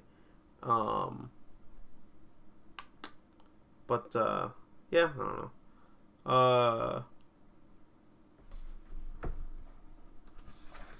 Tevye says, personally, I would have been all on board for my girl Mayday Parker to be alive and kicking in the main universe because it's time for Peter Parker to be a father.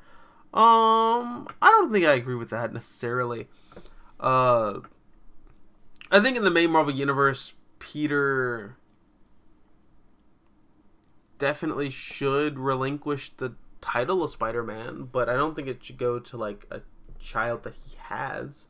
I think the ideal ending for Peter Parker is for Peter and MJ to like just put their egos aside and just get married and stay married and then live in the suburbs or something, man. Oof. Let Miles be the main Spider-Man. That's probably a controversial thing to say, but let Miles be the main Spider-Man. You know, have Peter go off, be an adult, be a grown man with his wife, and have him leave Spider-Man behind. We've talked about this, though, before. I think the ideal ending for Peter Parker is coming to terms with Uncle Ben's death, but like completely, and accepting the fact that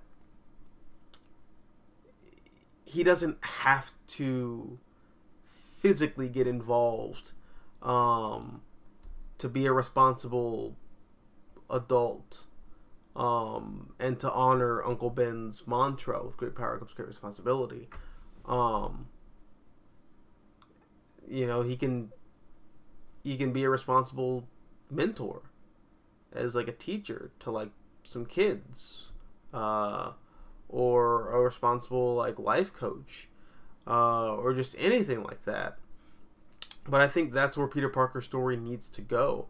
And unfortunately, I think Peter Parker feels very stale and stagnant because, as we were talking about the John Romita Jr. and Stan Lee, Steve Ditko Spider-Man series, Peter Parker is a character who is constantly evolving and changing and growing throughout the 60s and 70s and 80s and even into like the 90s, which there's a bit of a lull point, but even when they come back with JMS, and Peter's like established as being like a 30-year-old man and he's trying to like get his life back together, no, dude, I definitely see Peter Parker's growth as a person, which makes the past like 15 or so years of Spider-Man comics feel very weird,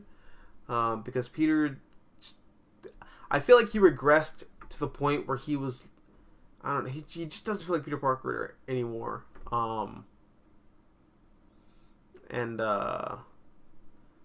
think now is a good a time as any to just retire the character, and have Miles take his place. That's just how I feel about that, though.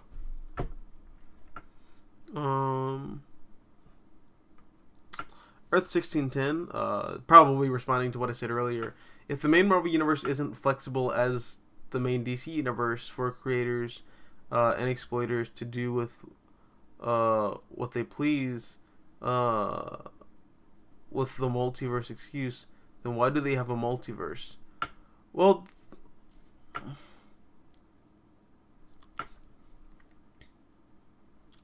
the Marvel universe has a multiverse, but the multiverse for Marvel is different than the multiverse for DC. The multiverse for Marvel it's very based on that like linear progression branch theory, where there's a line and that's the universe, or I guess that's like that's the Marvel timeline.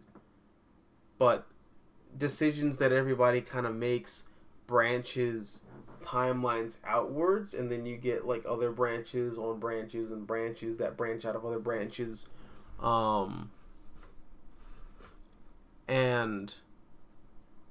I don't know. I think you can do more stuff with like the Marvel multiverse. You just have to. You have to be upfront and be like, no, this doesn't take place in like this universe. This takes place in that universe. And you have to be like ultra like anal about it. Whereas with DC, it's like, when does Suicide Squad get Joker take place? Who cares? You know? Or like, are these Batman Superman stories considered canon anymore? Who cares? Are the John Byrne Batman Superman stories considered canon anymore? Is Frank Miller's Year One still considered canon? Because 0 Year still has a major effect on Batman comics. I don't know. Like, it's one of those situations. The DC Universe's style of storytelling is just, fuck it, just you know, cool story here. But like Marvel is like more meticulously laid out.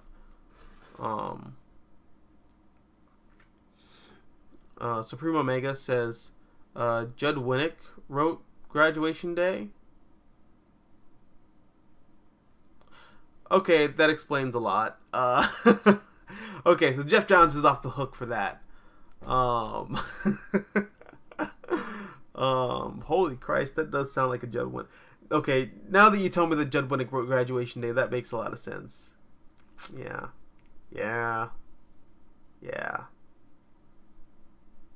Oof.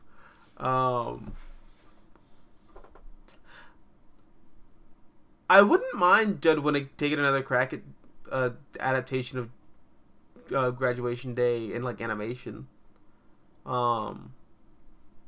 He definitely rectified problems that I had with Under the Hood, with the Under the Red Hood movie. So, you know, Maybe if he's given a second shot, he could do the same thing with Graduation Day. And maybe some of the stuff that I don't like so much about his Green Arrow series. Which largely I like a lot. But just there's some stuff here and there. It's kind of like, I mean, that would entail that DC Animation would ever give Green Arrow the light of day. But, your boy can hold out hope. Your boy can definitely hold out hope.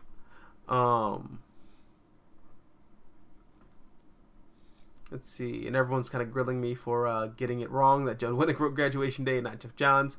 Yeah, sorry. Earth 1610. Wally West's Flash One More Day story is infinitely better than Peter Parker's One More Day story. Yeah, but that's also because Flash's One More Day story actually is a story and not just an excuse to change the status quo to something insanely regressive for the character. Despite the fact that I'm not immediately in love with the idea of Wally West having his identity made secret again.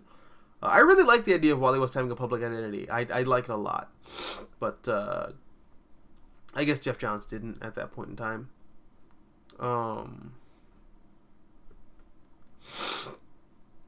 Let's see. Supreme Omega. Anime and manga crossovers.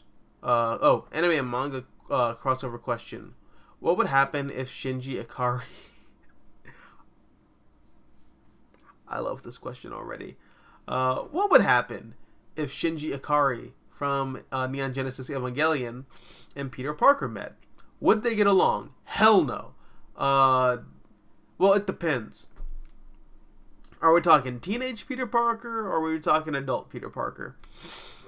Because teenage Peter Parker would see so much of himself in Shinji, but like in the worst possible way. Actually, no. I don't think Peter would see himself in Shinji at all. I think Peter would just be utterly annoyed at Shinji's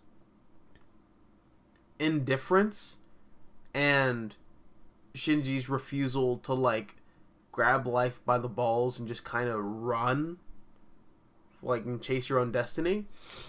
Peter would be very annoyed with Shinji. Peter would be very much like a male version of Asuka. But like, in the sense that they'd be cool with each other. Because the core like dynamic between Asuka and Shinji is that Asuka has a crush on Shinji. Whereas Peter, being like a cishet dude, he'd probably just be like, damn, Shinji, like, bro, you really gotta like nut the fuck up and stop being a pussy. But adult Peter Parker would be a little more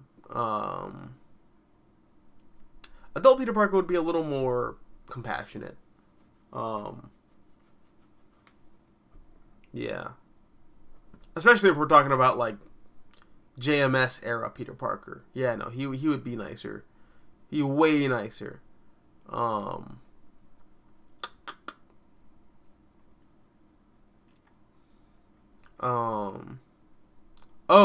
okay. Supreme Omega says, to be more specific, Ditko era Peter Parker meeting Shinji Ikari. Okay, Ditko era Peter Parker meeting Shinji Ikari.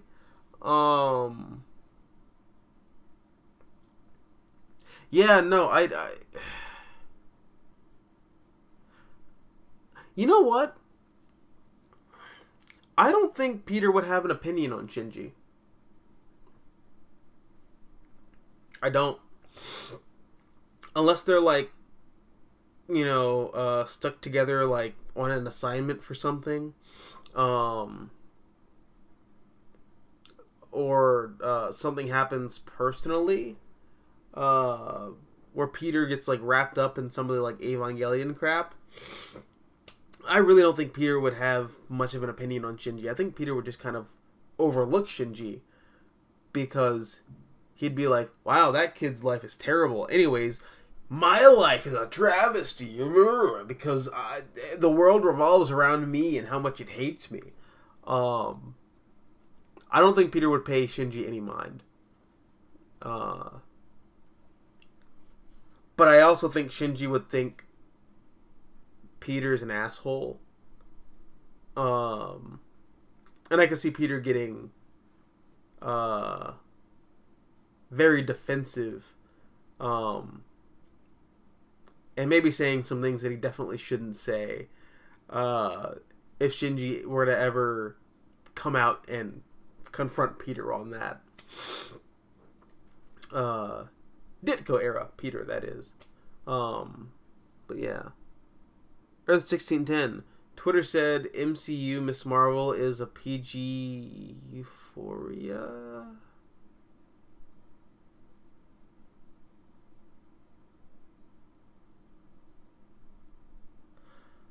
Excuse me while I go inject my urethra with bleach and dye.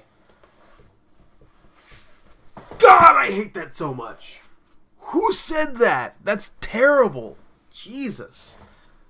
No, don't say that. That's so bad. No, I hate that so much. I feel so. That's disgusting.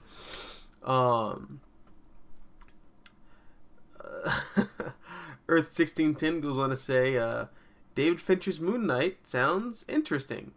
Thank you. I would love to see that as well. We're never gonna see that, but I think that would be interesting. I think pre-MCU, David Fincher would have been an amazing director for any one of the Marvel characters. I think he would have made an amazing Hulk movie. I think he would have made an amazing Spider-Man movie. In fact, David Fincher almost made a Spider-Man movie, and I would have loved to see how that film would have played out. I think as he pitched it, it would have been like a loose adaptation of The Night Gwen Stacy Died, where Peter is like this mid-20s something who's just kind of lost everything. He has a job that he hates. MJ's left him. Aunt May is dead. Half the Rogues Gallery is dead. Because of course they would be. Like, a lot of those villains that Spider-Man was facing as a teenager were like elderly men already. So like, and also like the story would have been centered around Peter being depressed and just kind of going through the motions as Spider-Man, but meeting Gwen Stacy, he kind of like, he's reinvigorated, and he's like, oh no, like I feel things again, and like everything just kind of, things are working out in my life, and this is what Spider-Man should be. This is what being a superhero was like again. And then Green Goblin comes along and just, oh, you're having fun, Peter? Oh, you're having a life, Peter? Nope. Can't have that. I would have been really interested to see that movie if it ever got made. But yeah, I also would like to see other Marvel characters approached by David Fincher. Again, like I said, Moon Knight. Also, Daredevil by David Fincher would have been pretty interesting. Let's see, I'm trying to think. Who else? Ghost Rider by David Fincher probably. Nah, I don't think. Nah, maybe not Ghost Rider, but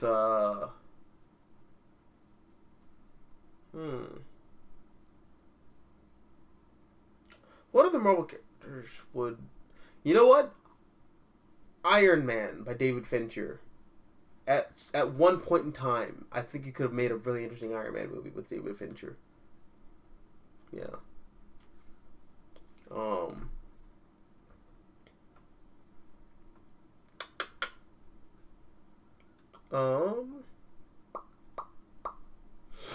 Earth 1610 goes on to say, Netflix's Marvel Universe. Let's complicate this BS. For no reason. Although, unfortunately, the Disney Plus shows are doing that too. Where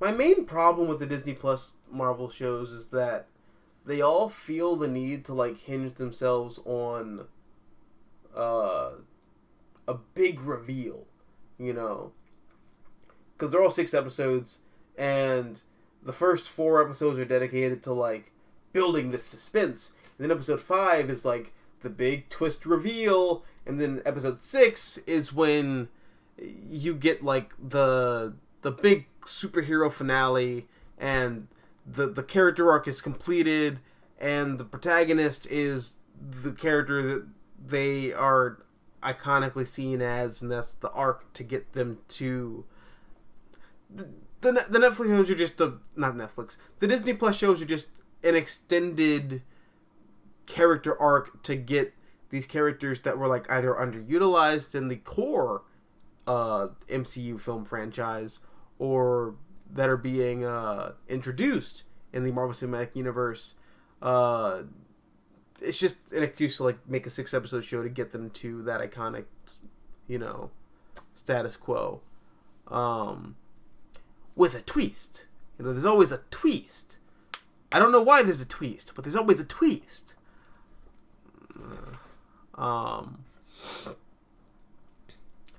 Earth 1610, Grant Morrison's drug usage takes them on a convoluted crash course to infinity and beyond, with that later Earth 1 Wonder Woman stuff. Yeah. Supreme Omega, but on the topic of Kamala's secret identity, isn't Nakia also her childhood bestie? Shouldn't Kamala have told her around the same time as Bruno? Yes, except Kamala didn't have that fluttery feeling in her pants that she has for Bruno, that she has for Nakia, or I guess vice versa.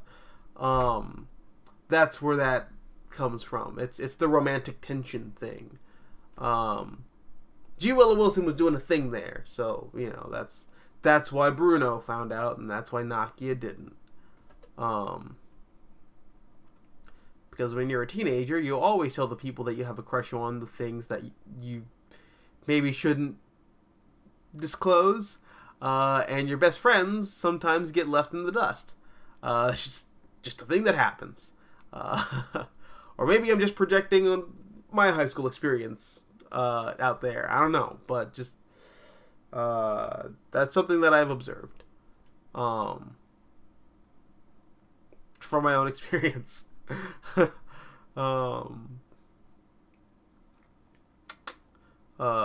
1610, DC and Marvel retcons.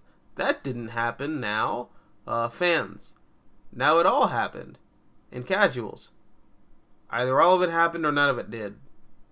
Well, I guess that makes me a casual because that's how I feel.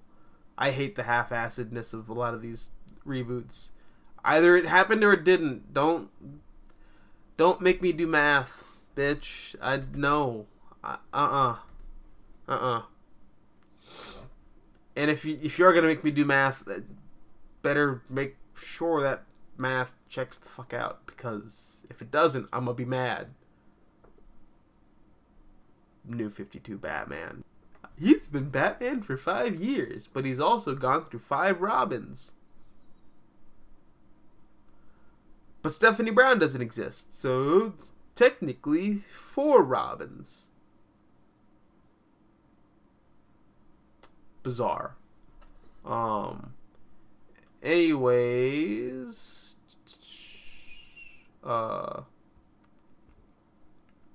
Supreme Omega. Thoughts on Robbie Reyes, aka the modern Ghost Rider. I feel he is wasted on Aaron's Avengers. He should have his own solo again, where he is a teen anti-hero who kills the worst people alive. Well, that was the appeal of Robbie Reyes, but now he's Jason Aaroning in Jason Aaron's Avengers. So, damn. I'm kind of indifferent towards Robbie Reyes as Ghost Rider, though. Ghost Rider's not really a thing that I had much stake in beforehand, and it's just not a thing I have much stake in now.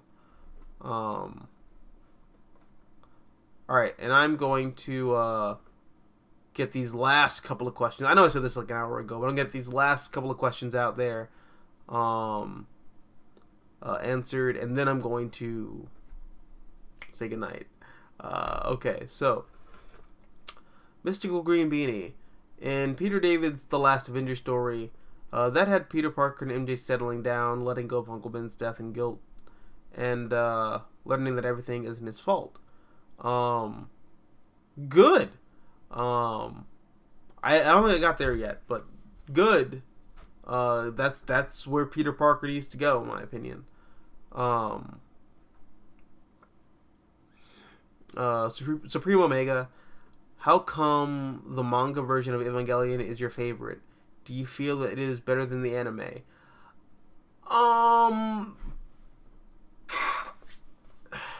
So it's weird. I like every version of Evangelion. I very much subscribe to that fan theory that every like Evangelion works in cycles. You know, I like that idea that after every third impact, Shinji becomes the Tree of Life and then jumpstarts the human existence again. And we're just kind of in this endless loop of going through third impact, which ultimately ends with the rebuild movies. I like that idea a lot, and I like the idea that the manga series is a part of that cycle. However, as it comes to the manga in particular, I just love how it feels the most complete. I don't know. Maybe complete's not the way to say that. I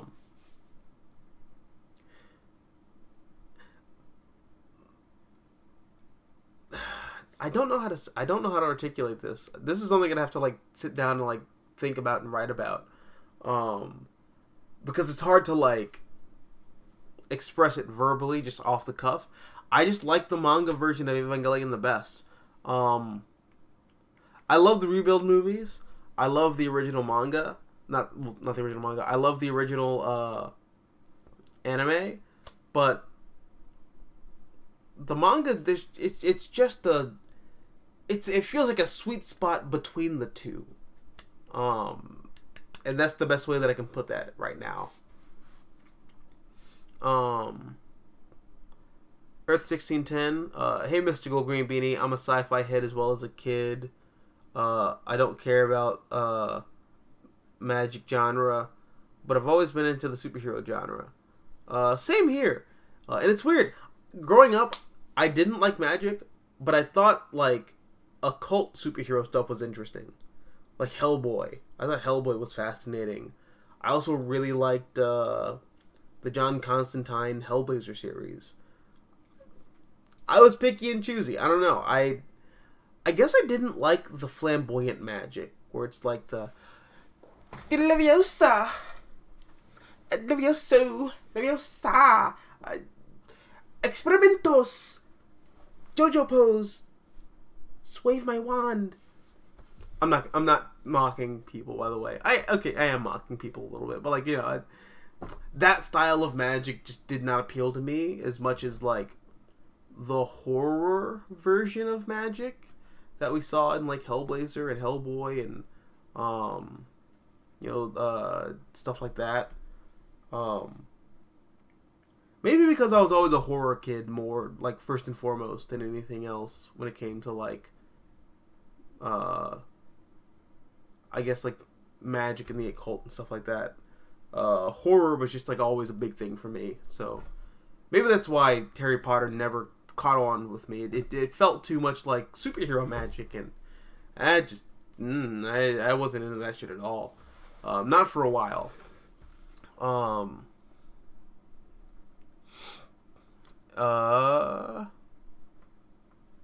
Supreme Omega. What are your favorite indie and creator-owned comics outside of the big two?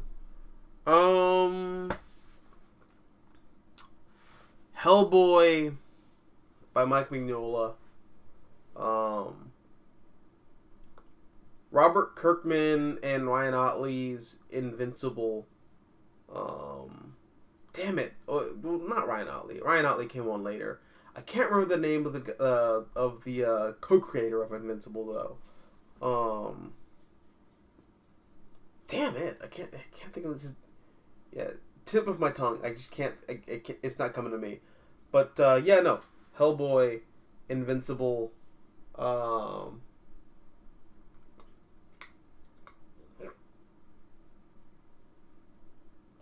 I really like Klaus. I love that Grant Morrison is doing Klaus, and I love those annuals that they do every once in a while. I think they're really fun.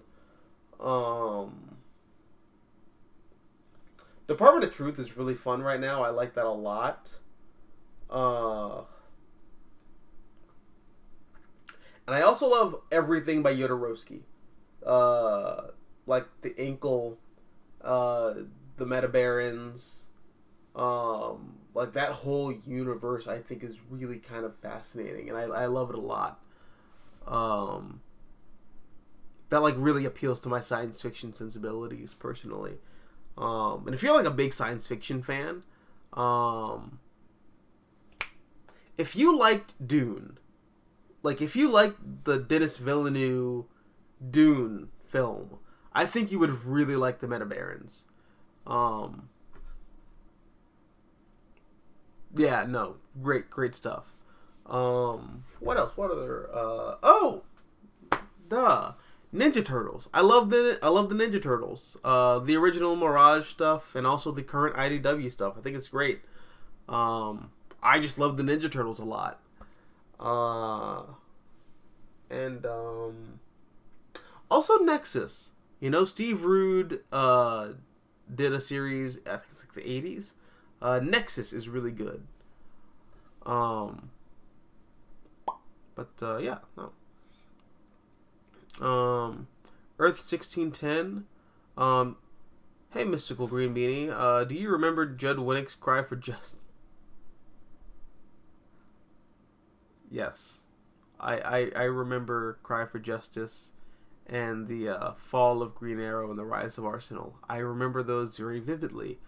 In fact, that whole era is the reason why at age 12 or like 13 or however old I was like, fuck it, reboot this universe. Get rid of all this crap. Oh, we're gonna reboot? Fine. Thank you. This is terrible. Yeah. Yeah, I remember Cry for Justice.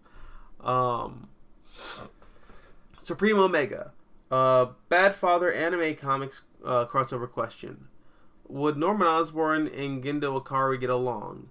No. Norman Osborn would try to take over Nerve, and Gendo Ikari would try to have Norman Osborn killed. That's just that.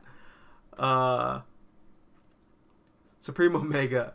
About you not being a fan of the Raimi Spider-Man films.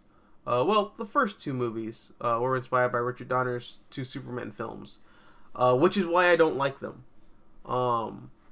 Spider-Man is not Superman. Spider-Man is significantly more cynical and more irreverent than Superman. Spider-Man is very biting. Spider-Man is the story of Spider-Man as it pertains to Peter Parker is the story of a bitter teenager making a big mistake in life and then trying to make up for it by beating up gangsters in back alleys, and then being ridiculed by the public for it, because of course he would, because he's a 15-year-old wearing a weird-looking full-body condom, jumping around in alleys, talking to himself while swinging across the city. Like, no, Spider-Man should be significantly more irreverent than Superman because Spider-Man exists in the Marvel Universe, which is a universe built on the idea of subverting the notion of the traditional superhero. And Superman is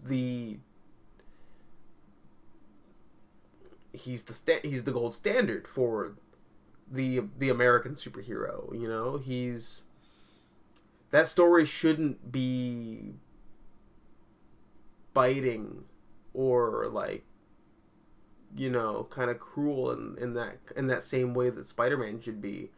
It should be like biblical and kind of regal.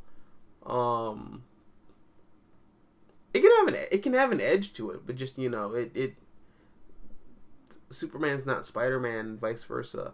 And I feel like those first two Raimi Spider-Man films are really aping the Donner Superman films hard. Which is why I'm just not a fan of them. You know. And I like Sam Raimi. You know, I like Sam Raimi a lot. I just don't like his Spider-Man. Earth 1610. David Fincher Spider-Man sounds really depressing. Sounds really interesting. Depressed Peter Parker, MJ left him, Gwen Stacy, Uncle Ben, Aunt May dead. David Fincher wanted a young Green Goblin, so Harry Osborn. No super suits, plus a Spidey that kills Goblin. Yeah, I would have been into that. You know, I think that would have been a really interesting Spider-Man movie.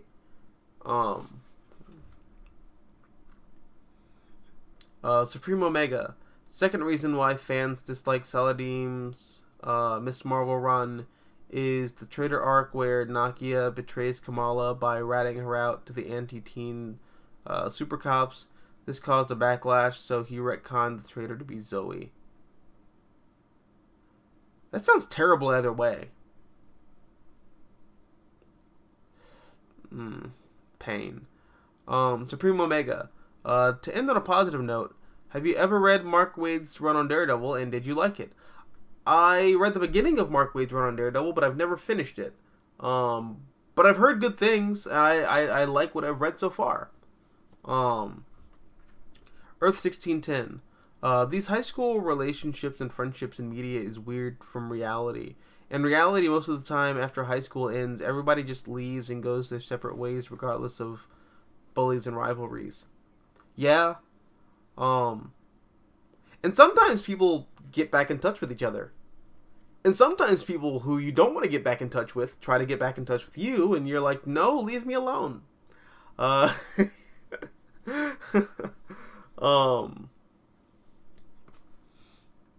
yeah, no, dude, like it's weird. I think when it comes to like high school, in media, it's often like hyper romanticized because a lot of people are looking back on their high school experience with like rose tinted glasses. So not to say that like there aren't still, you know, some of those like rosy elements to it. My best friend in high school is still my best friend today. It was Ziggy Gamma. He's been my best friend, actually not before high school, middle school. He's been my best friend since middle school. We're still bros. So, you know, sometimes friendships are just that strong and long lasting. But outside of that, like, yeah, I don't know. I don't really talk to many people that I went to high school with. I talk to people that like I went to high school with on like Instagram sometimes, or like Facebook. But like outside of that, I don't really talk to a lot of people, that I knew in high school. Yeah. Some of that's my fault. I've had like girls that I knew in high school, like try to ask me out, but it's often been like recent times where I've been in a long-term relationship, so it's like, thanks, but no. Even like a couple times before that, it's people where it's like, this is gonna sound mean. It's like, oh, time was not kind to you. But you were also like a terrible person in high school, so like maybe you deserve this. Well, that's my inner Peter Parker coming out, because that's a toxic thing to say and feel. But yeah, Earth 1610 says MTV's Spider-Man the Animated Series from the 2000s was a more mature and darker than the Raimi verse that it tried to tie into. Yep. That's also why it feels more authentically Spider-Man.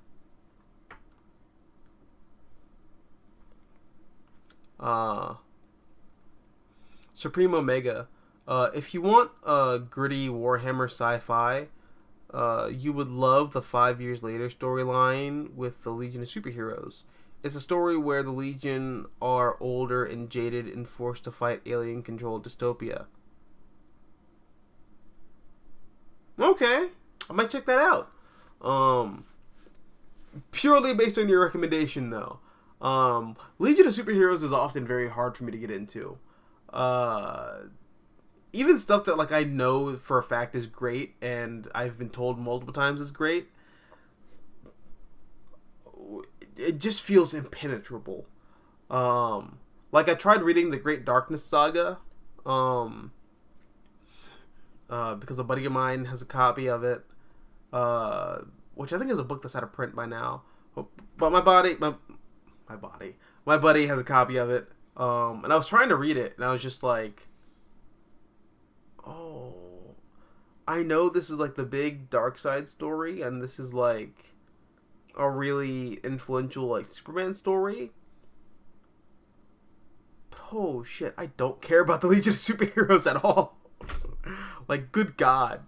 So I don't know, but again, because you recommended it to me, I'll give it a shot. And I'll try to like see if I can secure a copy before next week, for the next stream. Thank you. Why did I wink at you? That's weird. Earth 1610. Sam Raimi Spider-Man trilogy equals wannabe Christopher Reeve Superman trilogy. The first film's the origin story, arch enemy villain. The second film, no more story. The secondary arch enemy. Third film, hero turns bad and evil doppelganger story. Oh shit. I didn't even realize. I mean, I was just talking about like the tone and like the style, but yo, you're right. They are ripping very hard off of the Donner films. Maybe that's why I don't like them. Not maybe though. That's definitely why I don't like them. Again, I love Sam Raimi. Just I those Spider-Man films I'm not a fan of for that reason exactly. Finally, Earth 1610. I remember hearing David Fincher wanted Edward Norton for Spider-Man. And you got that from like the Wizard magazine. Interesting. Edward Norton is Peter Parker. That's something that I can definitely see. I like that idea a lot.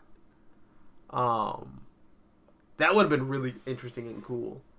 I think Edward Norton, especially like early 2000s Edward Norton, definitely could have played that part perfectly. Earth 1610. I guess I'll keep going. I remember hearing David Fincher wanted. Never mind. I just read that one. This is from Supreme Omega. Oh, that got redacted. Okay, well. Alright, well, anyways, the last one by Earth 1610. MTV Spider-Man Electro Saga episodes with the with him school bullying victim who wants to be accepted by the crowd and becoming essentially a school shooter felt very real and scary. It did. Handled very well too.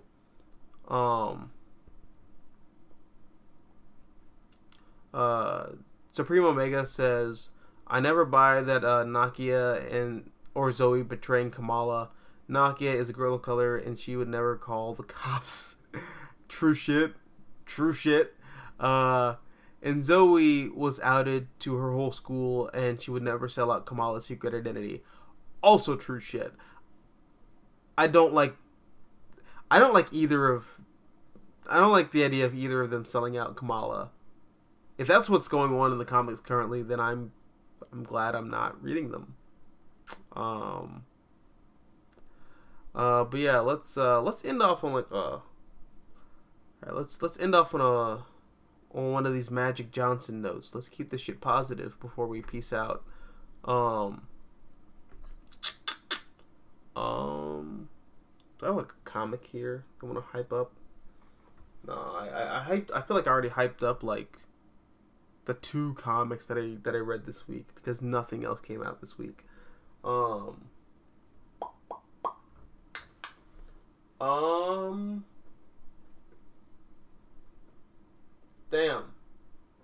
I don't know. Well, anyways, yeah,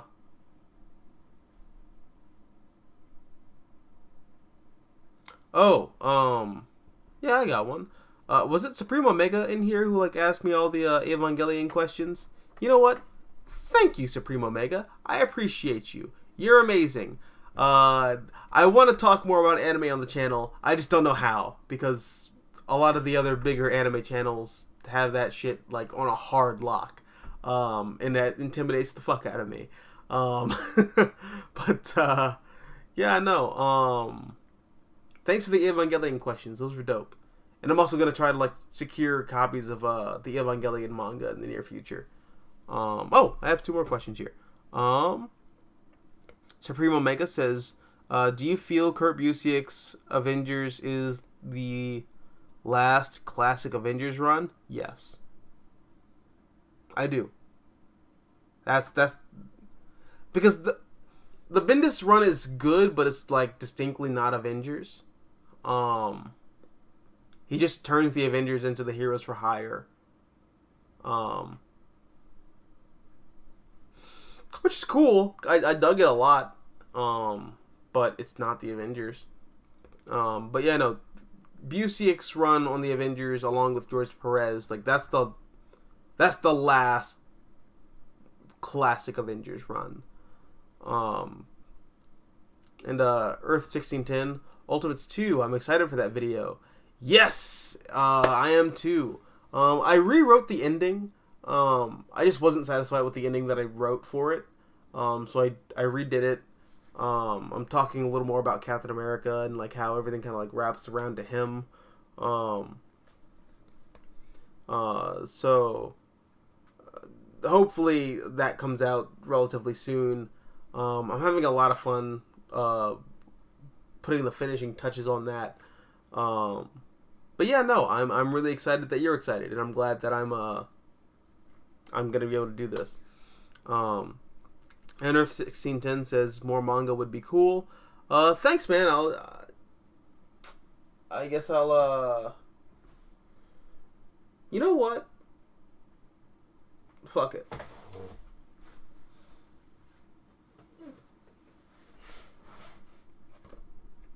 I love this series. I want to talk about Blue Exorcist. You know? Either Blue Exorcist or My Hero Academia.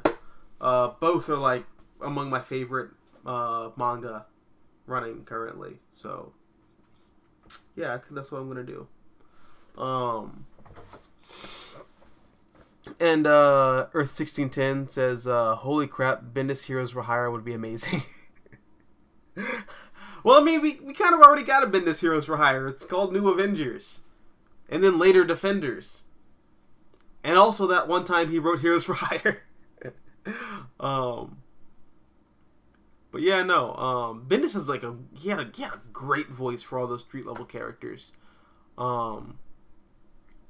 I get why when he went to DC he like wanted to do something different, but I really wish he just kind of stuck to doing street level stuff, because can you imagine a Bendis Nightwing book?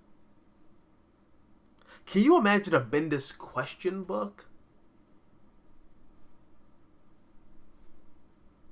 I don't know. I think that would have been cool as shit, but that's just me.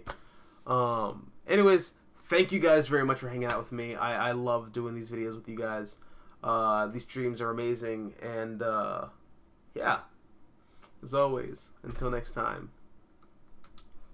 adios, nachos. Adios. That was supposed to be cool, right? Alright, fuck it, whatever. Good night, guys.